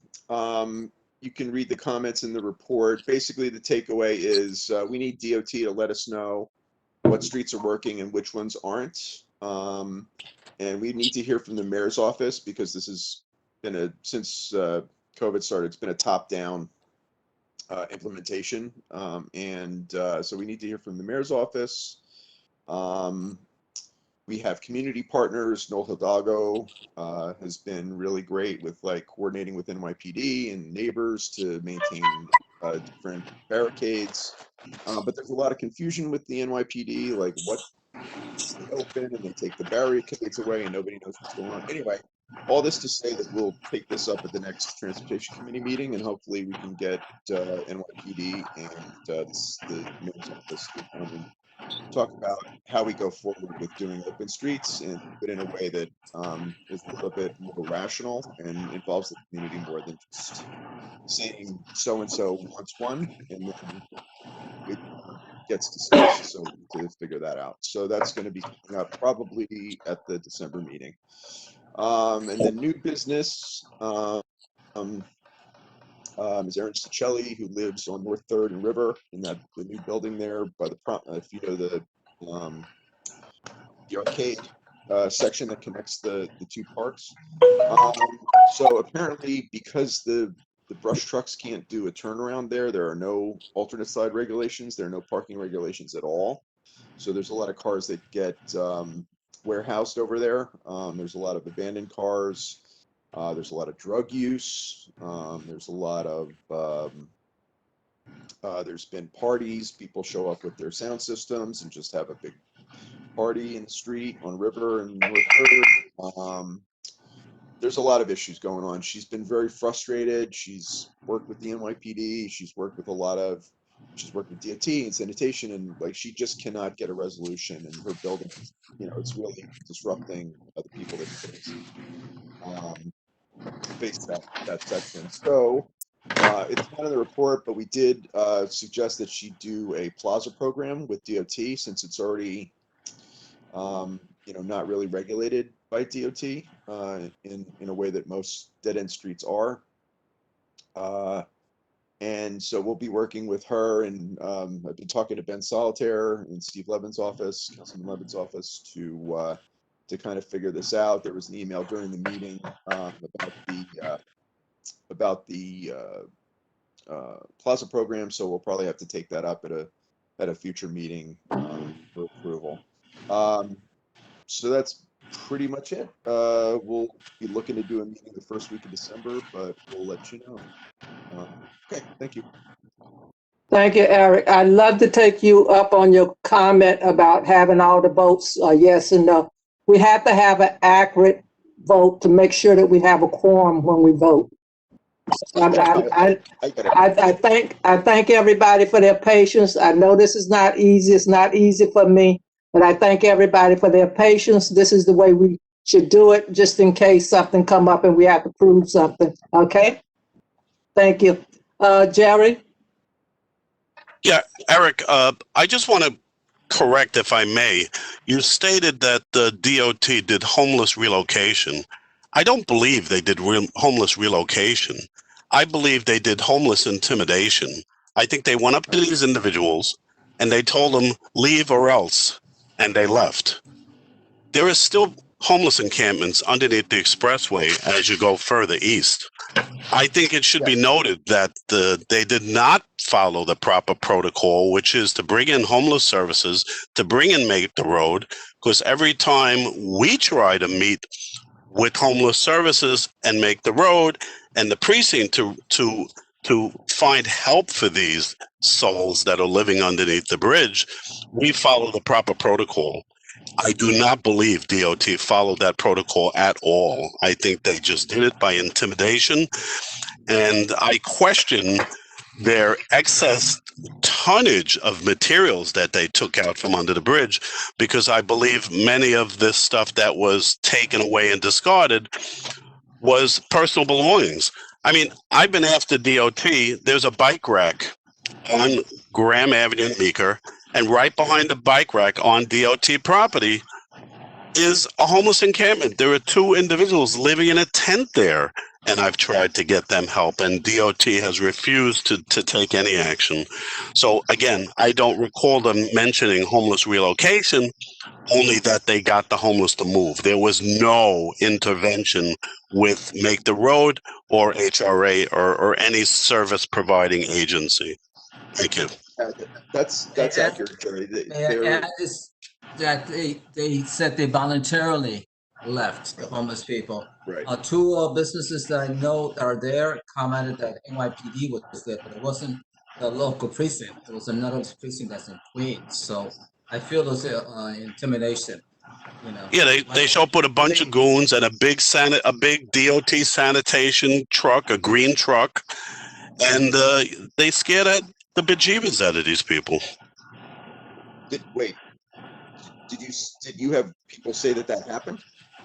The next day I actually walked underneath there, and there was one individual who was then living now closer to Manhattan Avenue, because that's what they did. They did the cleanup on that one section, and it basically pushed the problem down the road. I mean, and I guess they were hoping that when they phase in this absolutely to Morgan Avenue, that they'll push all the homeless people out, and these magic white lines they're going to paint as parking spaces are going to stop the illegal dumping.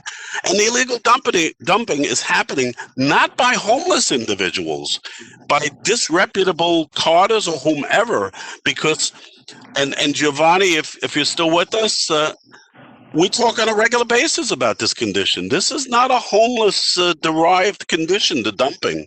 It's a problem.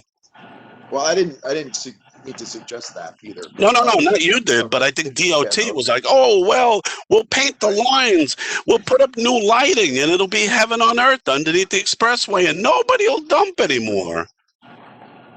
It was sad. And also, if they're so willing to work with us, and for those board members who don't know, first we got an email saying, hey guys, we're doing this whether you like it or not, and we don't need community board approval. Then, and I forget his name, it was Michael something, one of the deputies that showed up at the meeting that oversees organized parking for DOT, said, oh, wait, we could talk about this. We'll work with you. But in the meantime, Ms. Messer did not withdraw her email saying, we're doing it anyway. All we have is DOT speaking out both sides of their mouth saying, well, we'll work with you. Oh, but we're going to do it anyway. Oh, in the meantime, you don't need community board approval. So what is it? You know, we haven't heard from them since. I think they only backed off because they saw the strong opposition that the committee had, you know, and several members of your committee were very vocal on this, Mr. Elkins, and there was other people from the elected officials. They were very, very vocal. Not to forget that Assemblyman Lentil sent a very strong letter to Commissioner Bray saying that he vehemently opposed it. But anyway, thank you to the committee, and thank you, Eric, for a job well done. Thank you, George, for championing the issue. Thank you, Jared. Thank you, Eric, for all the work you're doing on this, because the homeless issue is it's a very hard problem, and the city need to find a place for people to have shelter. Thank you This will so much. likely be on the December meeting calendar as well, the agenda. Okay, thank you. Thank you for the work you're doing on this. Parks, Phil? Thank you, Madam Chair. We had our meeting on October 30th. We fell short of a quorum. On the agenda was the McCarran Park House. And as you can see, if you've passed by, you can see that now there's a construction fence going up. It's completed up around the facility. They're going to begin renovations on it. This proposal came to us last October. We voted against it with recommendations. They met most of our recommendations they addressed, and they moved forward on it anyway. And Tom, this is a little caveat for you. It seems that because it's a concession, not a capital project, they don't need board approval to move forward on it. So they came to us. We still have a little issue with the maintenance building that's adjacent to the facility, but let's hope it turns out to be a win-win for the community. But we required, when they opened the taco, whatever it is, in Domino Park, that they had to design their space in a way that alcohol didn't go strolling into the park. Right. So they haven't presented to us, and I don't think that's part of their plan. They're just gonna have people sitting on the lawn drinking, so. Yeah, Tom, that was one of our problems, our recommendations with them. Their answer to us is they're going to be, multiple signage up, and we would have liked to see some security people there, but I don't know if that's The the cost. fire put up planters and things like that, Yeah. so it was sort of defined space. Right. Well, they'll be coming to you, so we'll have to see, Tom. I know. Okay. Phil, I just want to say we took issue with the fact that it's purely a concession project because they're creating an addition to the building, which they call it an accessory building. We call it a garage. So it's making a drastic alteration to the park. So we took issue with that. Yeah. We oppose that. We just feel like we understand we want to make parks workers' lives easier, but not at the expense of the park itself. And one more thing, the last thing, which I'll keep at our upcoming meetings, we've asked the parks to please give us a list of all the capital projects that are being delayed because of the pandemic. So we'll hope to have that list by our next meeting so we can see what moving forward, what dates are, how much the delays are. So we want to stay on top of it. And that's it, Madam Chair. No vote today. No vote. Thank you so much, Phil. Thank you. Women's issues, Jan? I'm working up now. Anyway, key points, very quickly, is that we have sent on the COVID people that we are honoring have been sent on to Lental's office, who's going to give awards to each of them. And we sent out that list before, so I'm not going to read it. We have begun to work with a group that wrote the community board office called Monumental Women, who put up the first statue of women in 167 years in Central Park, the one that had this is the 100th anniversary of the right to vote. So you had Sojourner Truth and Susan Anthony and Elizabeth Cady Stanton. And we've started to talk with them because they plan to do work across Brooklyn, and they're working precisely with community boards to bring this, how do we improve the visibility of what women have done in our own parks and communities. So we started to talk with them. But mainly, we've been on, one of the big issues that came up is that people are laying out the issues around childcare, the senior centers, like Bodina's, they're not open. Seniors Marie works with seniors, in some of these recognition, the seniors are getting pretty depressed. They've been shut in for a very long time. And the school issues are problematic because parents are trying to debate between the blended school and the fully remote and how to orchestrate all this. So all I want to say for these things, we've started the conversation. We're looking deeper. That's why we don't want cuts in daycare, and we want to restore these senior centers, even if they're being masked and people are being safely distanced. They could do it, and maybe we need to look at parks and other places that there's a time where seniors go and not have other age people. I don't know. We need some planning and some idea about how to deal with the fact that people can't stay shut in another whole year. And I think so. We're beginning to think about that. The violence issue, mainly where we come to, and this is why I talked to Tom, is that we come down to the issue. We know there's more violence. There's more children being abused. There's things happening in the home, but we don't know what. We don't know how much and where. So right now we need information. It's like Tom is saying about the liquor licenses. If you don't have the information, you know what's going on, but you can't, put out resolutions without understanding. So that's why we will join him with the meeting with the police, because we need to get this data, and with the people working on violence against women. The other thing, last maybe, is that we're saying that information about what's available to people for COVID. The city sends out regular updates, but we have how many CDCs? We have 4 CDCs in the Greenpoint community.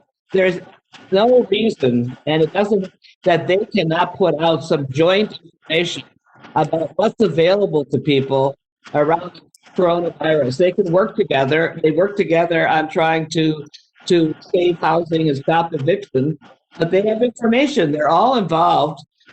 Like Estonia, right? We got St. Nick's. We got all these groups, and we just need, people were saying over and over, they don't have clear information about what's really available to them. I think and also I should say that issues of caregivers, when I say seniors, it's like the situation with Titch. There are a lot of people shut in where they have Alzheimer's family members, they have sick family members. There's no supports. So that is what we are trying to deal with and with some understanding on. I think that's it. I think that's enough for this time of the night.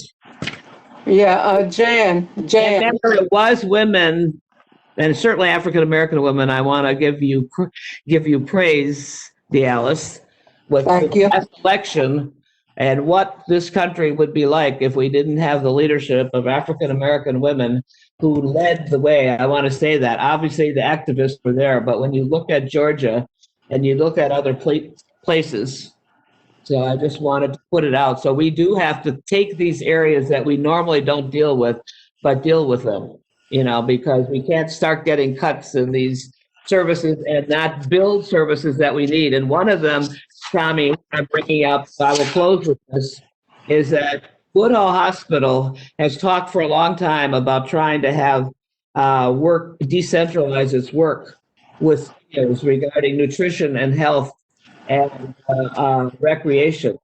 I think now's the time to get the senior centers together with Woodhull and talk about what a plan would be, because that might be some of the answer. Thank you. Okay, Dallas, I'm sorry. Okay, thank you for the comment on Black people, Jan. I appreciate it. Question. I haven't seen a list of the honorees that you say you sent to Lenthal's office. Is this going to be a board? Is this going to be a board initiative or Lenthal initiative? This is a board initiative that they said they would be willing to give the awards on. I sent it. Marie has it in the office, so we can send it to you again if it's not there. But we sent it. I haven't seen it, and I don't think the board members saw it either. Okay, listed them all at the last time I gave a report. Can I give you the list tomorrow and it gets sent out to everybody? That would be appreciated. Thank you so much. Jan, No, I have not seen the list. I, There was talk of a list, but I've never seen the well, it final was list. on my minutes. It was at the bottom of my minutes, but I'll give it to you. Definitely sent there.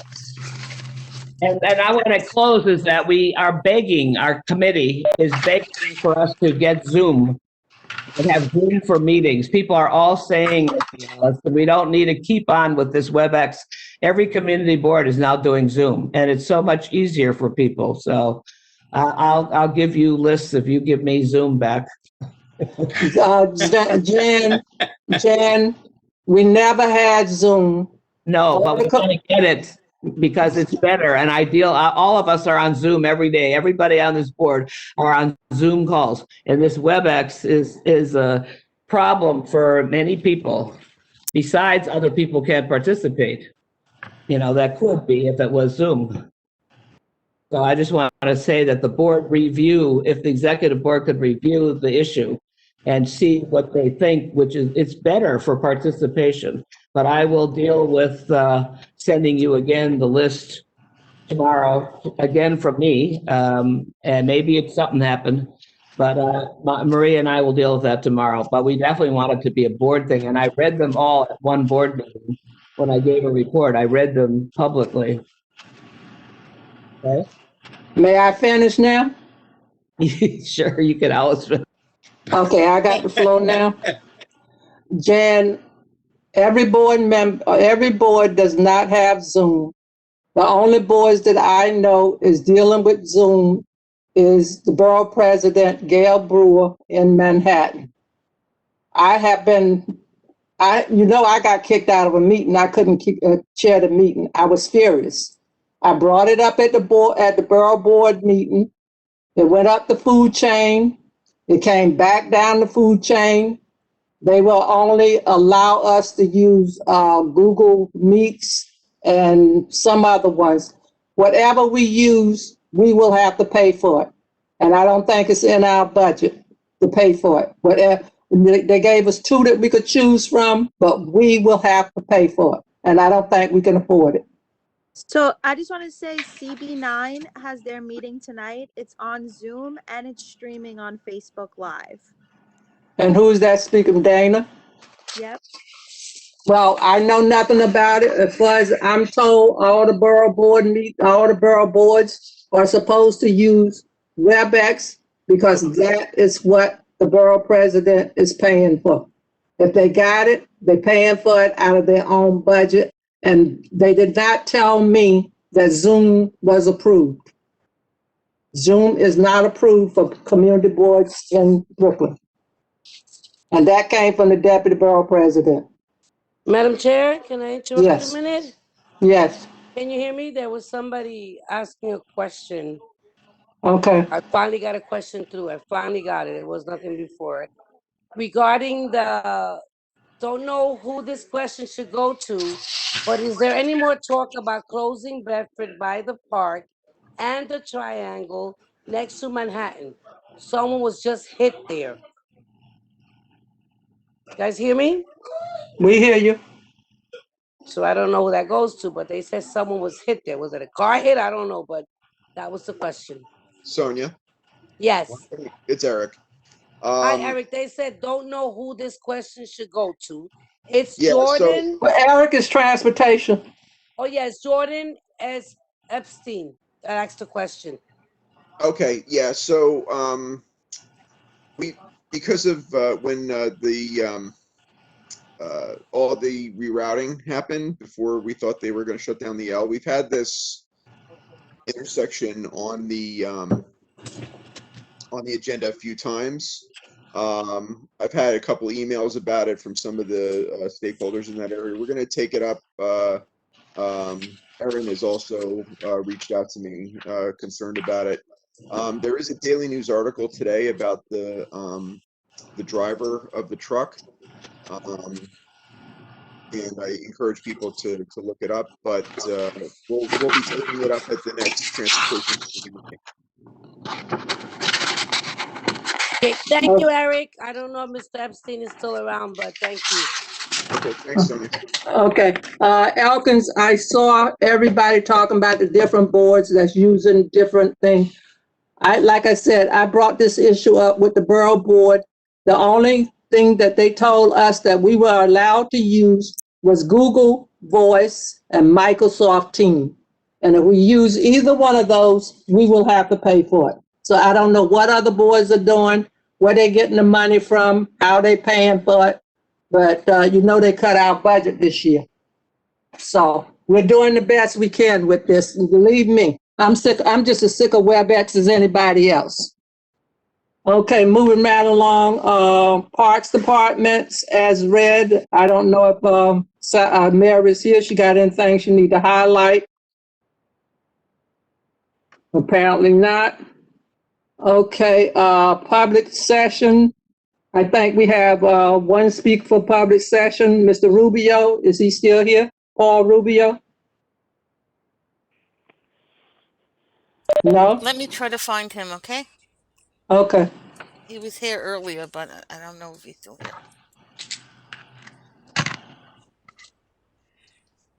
Oh. Mr. Rubio? I don't know if you guys can hear me. Hello. Mr. Rubio? Yes. Yeah, I'm still here. How you guys doing? Good, sir. Not a problem. I don't want to hold you guys up. You've had a very long meeting, and I don't want to be the reason to stop anybody from going to bed tonight, so I'll try to be as brief as possible. Thank you. Again, my name is Raul Rubio. I am with the Department of Health and Mental Hygiene. I'm one of the community coordinators that's working with their mental health initiatives. I just wanted to make an announcement. I think I just popped it into the chat. We are coordinating mental health COVID virtual presentations. My unit used to do the mental health first aid, but the city kind of put that on hold because they wanted to do kind of work a little bit more specifically with what we're dealing with as far as like COVID, particularly now that the city is continually moving to becoming less restrictive and opening up, even though we're kind of reevaluating that because of the surges that are happening. So what we've been conducting are conversations about mental health and resilience. So the DeKalb Library and the Bushwick Library, which is in Williamsburg, is kind of combined to be able to host a training that's coming up on November 9th at 3:30 in the afternoon. It is a free 1-hour virtual training. The link for it is in the chat. Again, this is one of the conversations. Like I said, it's a community conversation. It's kind of it's a 1-hour presentation, so it's not the in-depth 8 hours that we had done before, but it is kind of a conversation starter to get people to understand a little bit about what COVID might be doing to the mental health of our citizens. I mean, it's a universal thing. It's happening all over the country, so we wanted to deal with making awareness about anxiety, grief, self-care, and some of the resources that are available to the city, and even like some of the apps that are out there that are particularly targeting helping people kind of like with mindfulness and meditation. So again, it is a free presentation. It is also only an hour, happening on the 19th, which is Thursday coming up. It's open to everybody in the community. So anybody can attend. You just have to click on follow the link that's there. You can probably go onto the library's website and also see the link for it. That's pretty much it. I just wanted to make sure to get the word out because we're trying to put this information in the hands of as many people as possible. It's a little bit difficult now because you can't do the same kind of outreach. So we're kind of hoping that you guys might be able to use your network to be able to get that information out to the community.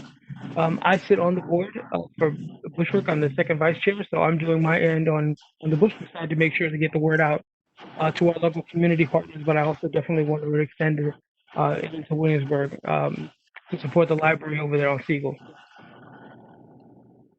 That's pretty much it. That's it. I'm sorry. I'm done. Okay, thank you. Can you get that information to the board office so we can distribute it in the district? Well, I know when I sent the email to request to speak, it was all in the email as well as the flyer. So if you need me to send that again, I can. Okay, well, we'll send it out to the community. All right. Thank you. You're welcome. Okay, next is the electeds. Mr. Edward Cerno from the mayor's office. Sorry that everybody got to stay here so late. Edward, you still here? I am. Let me see if okay, I can't turn on video, but I am here. Hi, everyone. Edward Cerno, Brooklyn Borough Director for the Mayor's Office. Hi. Hello. I just wanted to say a couple things. My job is sort of not to get into back and forth with people and definitely not to argue. It is to sort of convey information and, you know, try to respond to community's needs as best as possible. So I've heard a lot of like the frustration and concern that's coming from the board insofar as like homelessness issues, and I hear you loud and clear. But my understanding, having checked in with Yuri Sanchez, who is the Brooklyn director for DSS, is that Breaking Grounds is engaging a lot of these folks underneath the BQE constantly, but they haven't been that receptive in coming in to accept services. So just wanted to clarify that Breaking Grounds and the city are engaging these folks, but it's just been, you know, we haven't had the success. Go for it, Dana. That being said, if I may finish, that being said, the position of this administration is very clear. We do not believe that sending somebody with a gun to clear these encampments is a solution.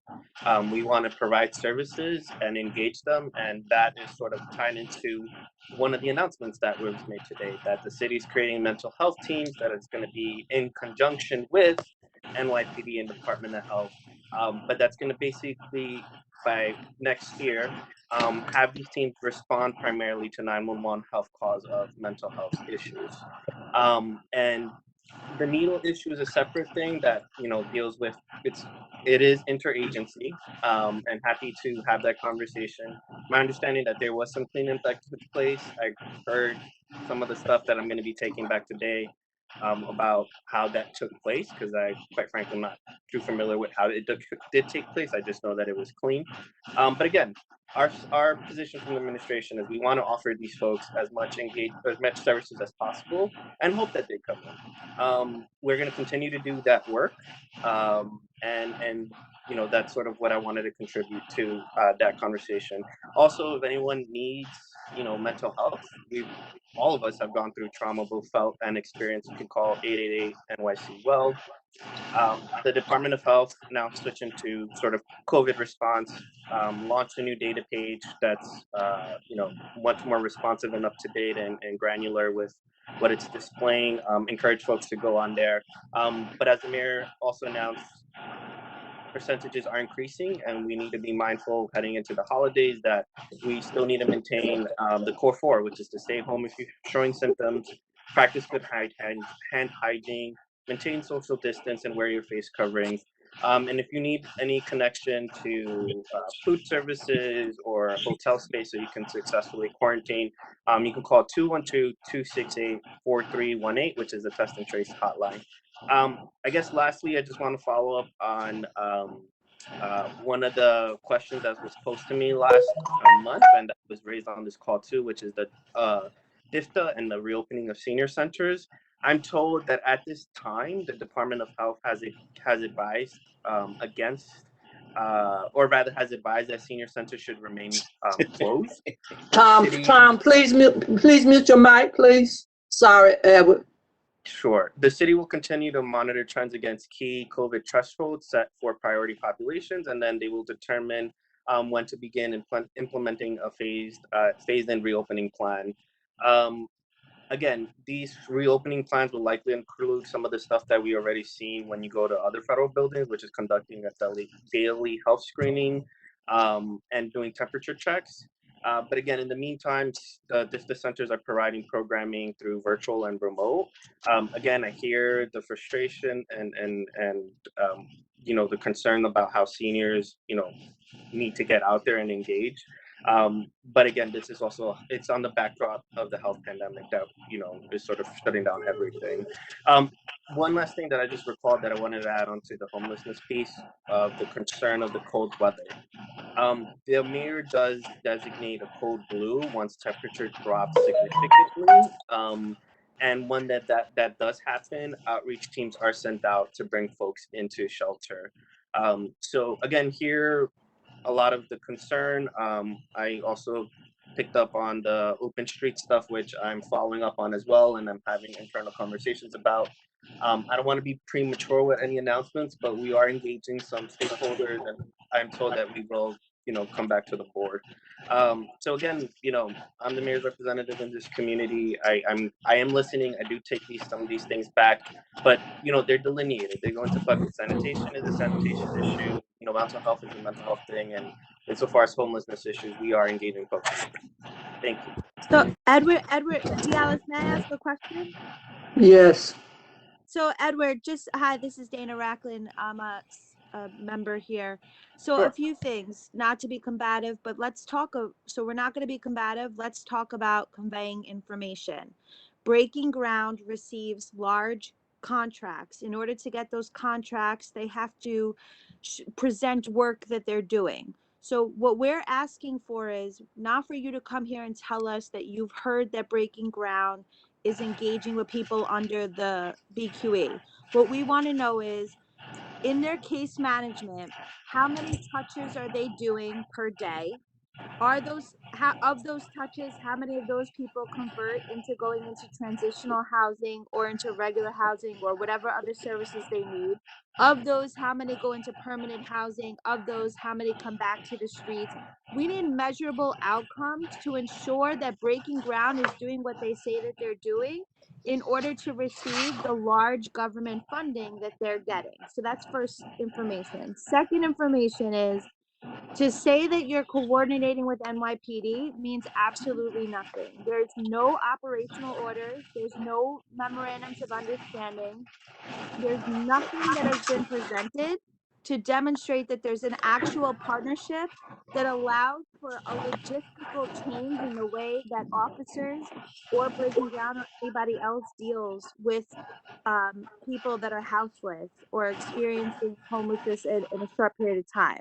So is the mayor going to, and the NYPD, going to present a plan or operations orders or a memorandum of understanding that says this is what that partnership will look like, and these are the expected outcomes, and this is how we're measuring it?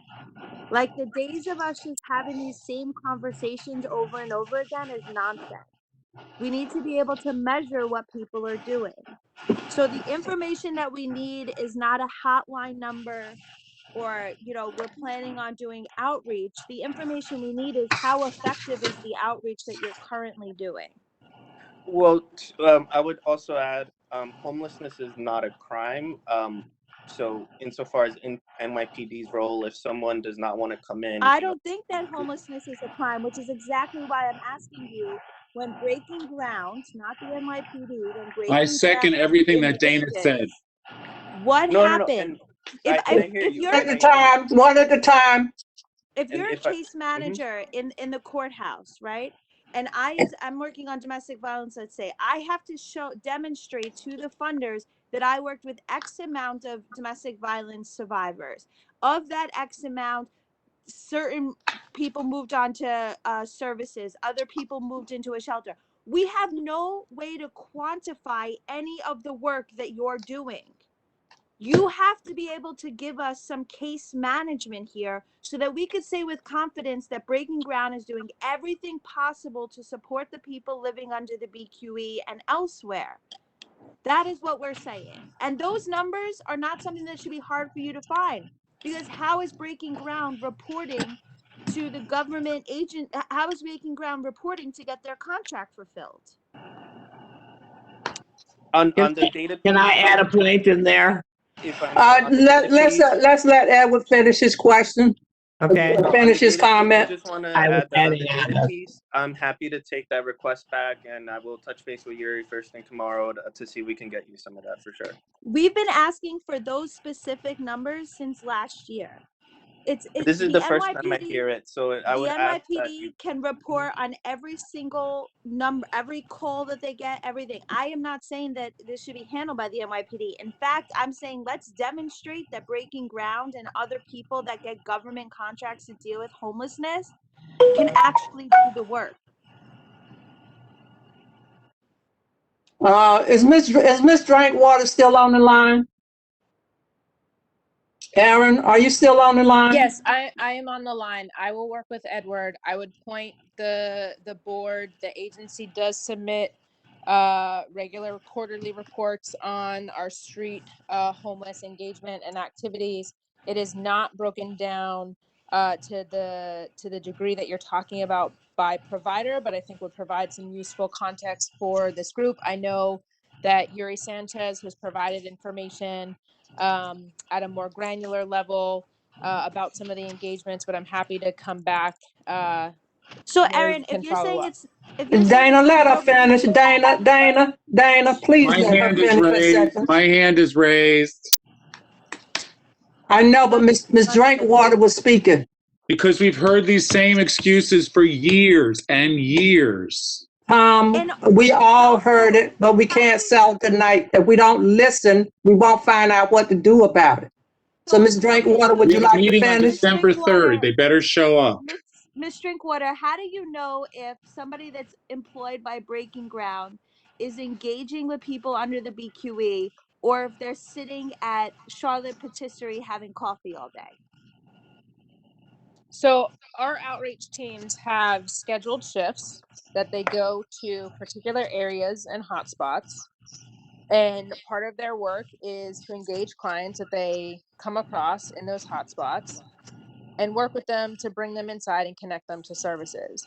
As it relates to what the staff are doing, there are the contractual obligations that Breaking Ground has.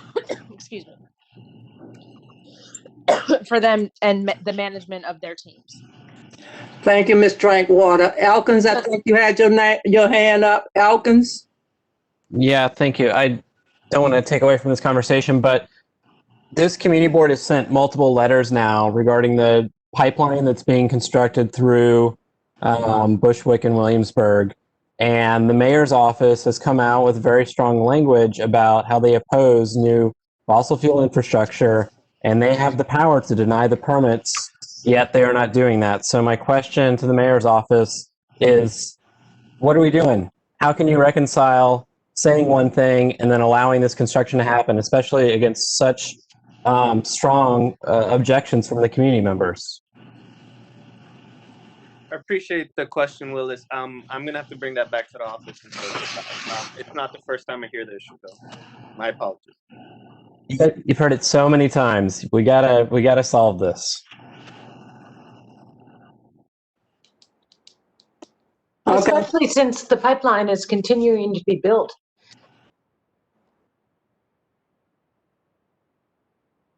Is there any more questions for Edward?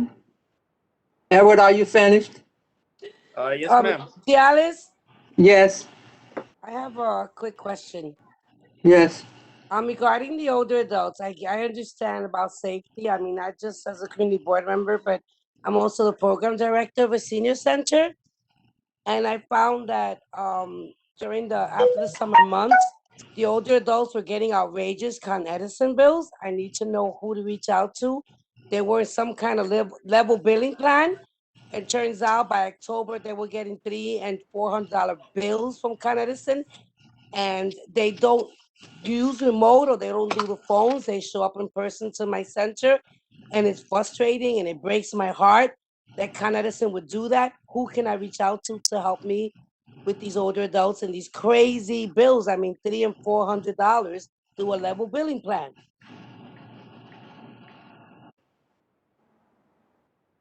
Edward, what is it? Yeah, sorry, I'm just writing some of this down. Maybe we can take this offline. My email is ecerna@cityhall.nyc.gov. And Too quick. I'll put it in That the was chat. too quick. I'll put it in the chat if Thank you so much. I appreciate you. Have a good night and be safe and be well. You too. And yeah, that's all for my report or my presentation. Wishing everybody happy holidays. Thank you so much, Edward. Have a happy Thanksgiving. Jonathan from the District Attorney's Office, are you still here? Jonathan? Dallas, I don't see him in the attendee list. Okay, thank you so much. Okay. Is there any old business? Is there any new business? Yeah, I have new business. This is Ryan. Yes, Ryan. I have a question. What is the procedure for getting items before the executive committee to get them on the full agenda? Send an email to the board office and tell us you want to present. Any person from the community and then any member can do that, right? Well, sometimes members just want to make an announcement. I know. I'm just concerned that like we have this pipeline being built against, and like tonight our main presentation wasn't from pipeline presenters, but was about textile recycling. Like it just didn't seem very immediate to our community, and like I didn't even understand. I literally didn't really understand the point of it. But I know the pipeline people want to present. I know that I often hear all sorts of people. So I'm just curious, how do we get like a more open and transparent process onto how people in the community get stuff before to be on the agenda and how the agenda is picked? I mean, I saw the executive committee report this time because I looked up to see how this item got its way on. I see it was everyone voted in favor. I see that there was no other items before you. So my question is like, how do people know the process to get items before you? What's the formal The procedure is anybody the executive board, you send a request to the office. When we have our executive board meeting, we sit down, we go over the items and we decide who goes on the agenda. And we only have one item on there. And like we said, if other stuff come in after we've done the agenda, we'll decide whether it should go on there. I thought we would be out of here at 8 o'clock with one item. We had one request to be on the agenda when we had our executive board meeting. Anybody that wants to be on the agenda, send an email to the office and ask to be on the agenda and tell us what they want to present. Okay. Is there any other questions? Any other new business, old business? Yeah, yes, Madam Chair, thanks. Yeah, just following up on Willis, Edward, I see you're still here, that the board sent a letter to the mayor, basically saying, demanding that not issue permits for the pipeline and to shut it down. And I don't believe the board has received a response. So if you could see about obtaining one, that would be great. Yeah, hear you, Mr. Chesler. I would, and for all board members and board staff, I haven't received I don't get a copy of these letters, and I'm not sure where the board is sending them to. But if folks forward it to me, I'm happy to follow up on them. Is there any other questions, any other statements, any comments? Madam Chair? Yes. This is Willis. I just, I realize this is a really difficult time to do meetings, and we faced a lot of, trouble with, the elections and getting this going. And obviously there's still contention about, what platforms we should be using. This isn't a criticism of anybody in particular, but, I think we as a community board are really not doing the job of engaging with the community. I mean, right now we have 12 attendees, and throughout this meeting we had as many as 20, maybe 25. And, imagine going to a full board meeting and there's only 20 other people in the room outside of community board members. I think that we need to find a better way to engage with the community. I mean, we have all sorts of major issues that are happening, and I think the committees are doing a really good job of trying to discuss those things, like the Open Streets program, like homelessness, all the stuff that we've heard about. But it just seems like so much is happening in the neighborhood, and yet the full community board meetings aren't reflective of what's happening in the reality. And so I don't know. I think that we all need to sort of find a way to better engage the larger community on the more important issues that are happening. We've tried, this is trial and error. We're working with this the best we can. It's on our website.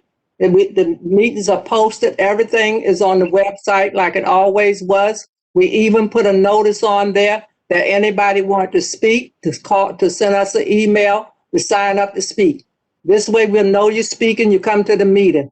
We're trying to do all the outreach that we normally reach does. And with all the stuff with the website and stuff, we try to make sure that it will accommodate over 100 people, because this is what, we tell them. We got a large constituency that attends our meeting. So we would try to make sure that the website had the capacity in case we had people to attend. We got it on our website. That's why I asked chairpersons, anybody, you giving a report, let me know. I don't want to be fumbling around wondering who's doing what. I got a list. I know who's giving a report. I call them. We got a list of people that sign up to speak, and we call on them. Everything is on the website like it always was. The only thing it is virtual.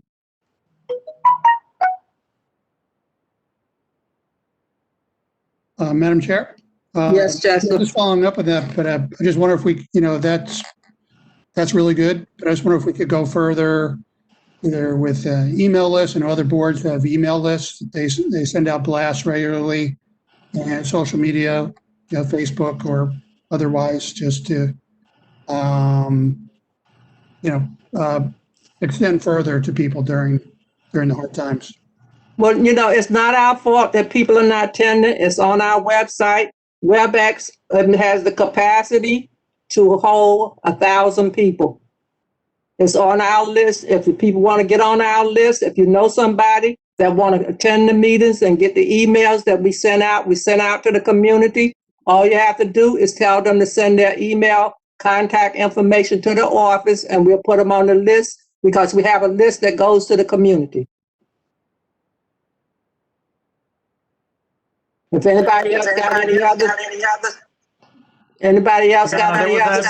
suggestions? No, there was just a message I saw on the chat now, and again discussing about how unfriendly is WebEx, and so definitely, I know you said that, Madam Chair, before about the Zoom and the difficulty of that, but definitely, again, I had people commenting for other issues. Somebody was afraid of licensing my neighbor, and definitely it's kind of discouraging. So hopefully, I understand the difficulty, but the platform is definitely not very democratic, and it's a real issue. It's a real issue for ourselves. It's difficult to interact, but the physical presence is fundamental. So even imagine when a community, a member of the community came to demonstrate, to express the voice, that had a weight, right? And on the community board, gave a sense of a community,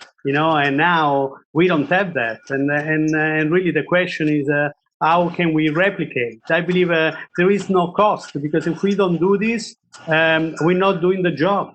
We're not a democratic platform. So if we really, should have priority, whatever it takes. And everybody, even in New York City, I saw there was another event of city planning is on Zoom. They don't use WebEx. So the same agency that come to present with difficulty with a task, they use a different platform. That's all.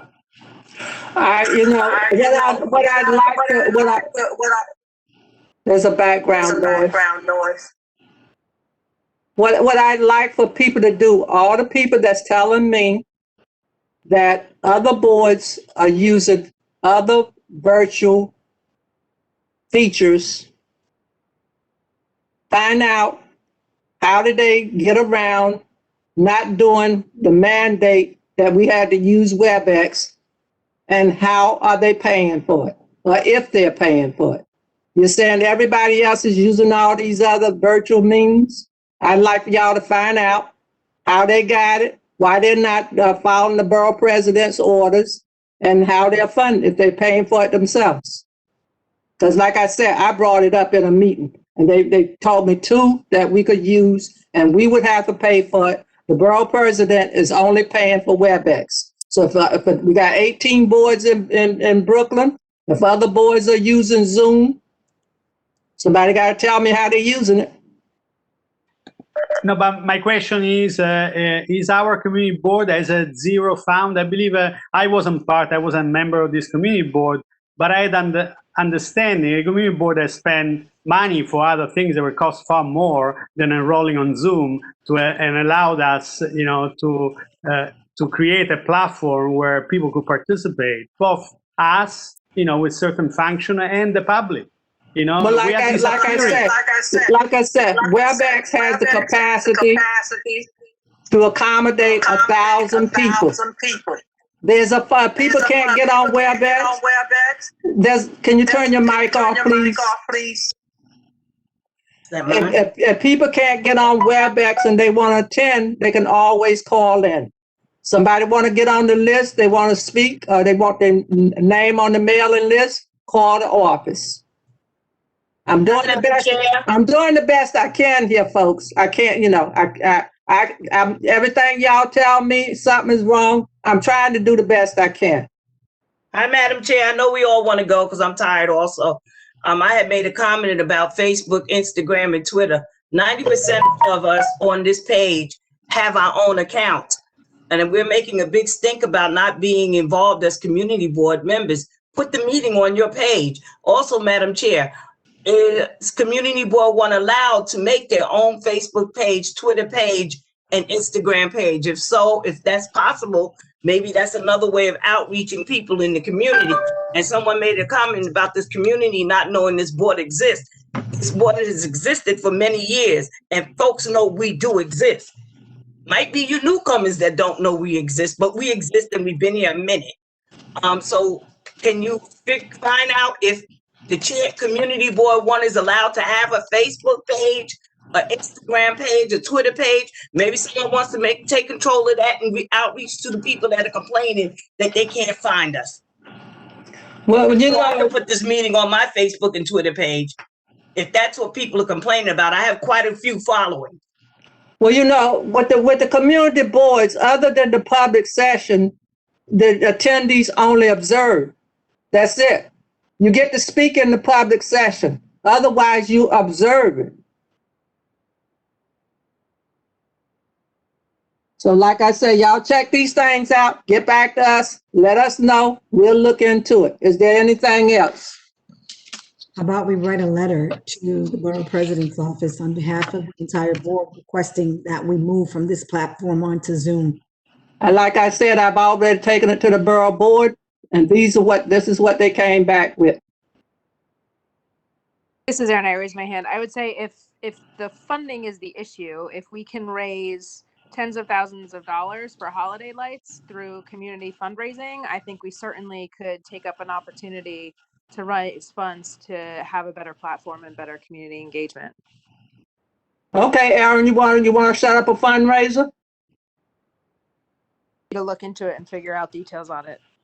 Okay, look into it. Get back to us and let us know if we need to do a fundraiser. You know, but like I said, they only gave us 2 that we could use. Dallas, I think this is Bożena Kamiński. I have you buy an account for 1 year with Zoom, and you can have as many meetings as you can. I think the cost is $140 something, and this is how my organization has the meetings. And we are planning to have a meeting with all the members. We have a large number of members in December, and we're also gonna have it on Zoom. So, I mean, the cost is maybe not as so expensive. It's just if that's gonna be okay with, that we're not gonna step on anybody's toes and that not doing something right that we're supposed to do. Okay, thank you, Bożena. the board, the borough president's office told us that we could use Google Voice and Microsoft Teams. So if somebody want to look into that, and that way, Aaron, you're raising funds, you know how much it costs, how much we have to pay. They only gave us 2 websites to use. That's Google Voice and Microsoft Teams.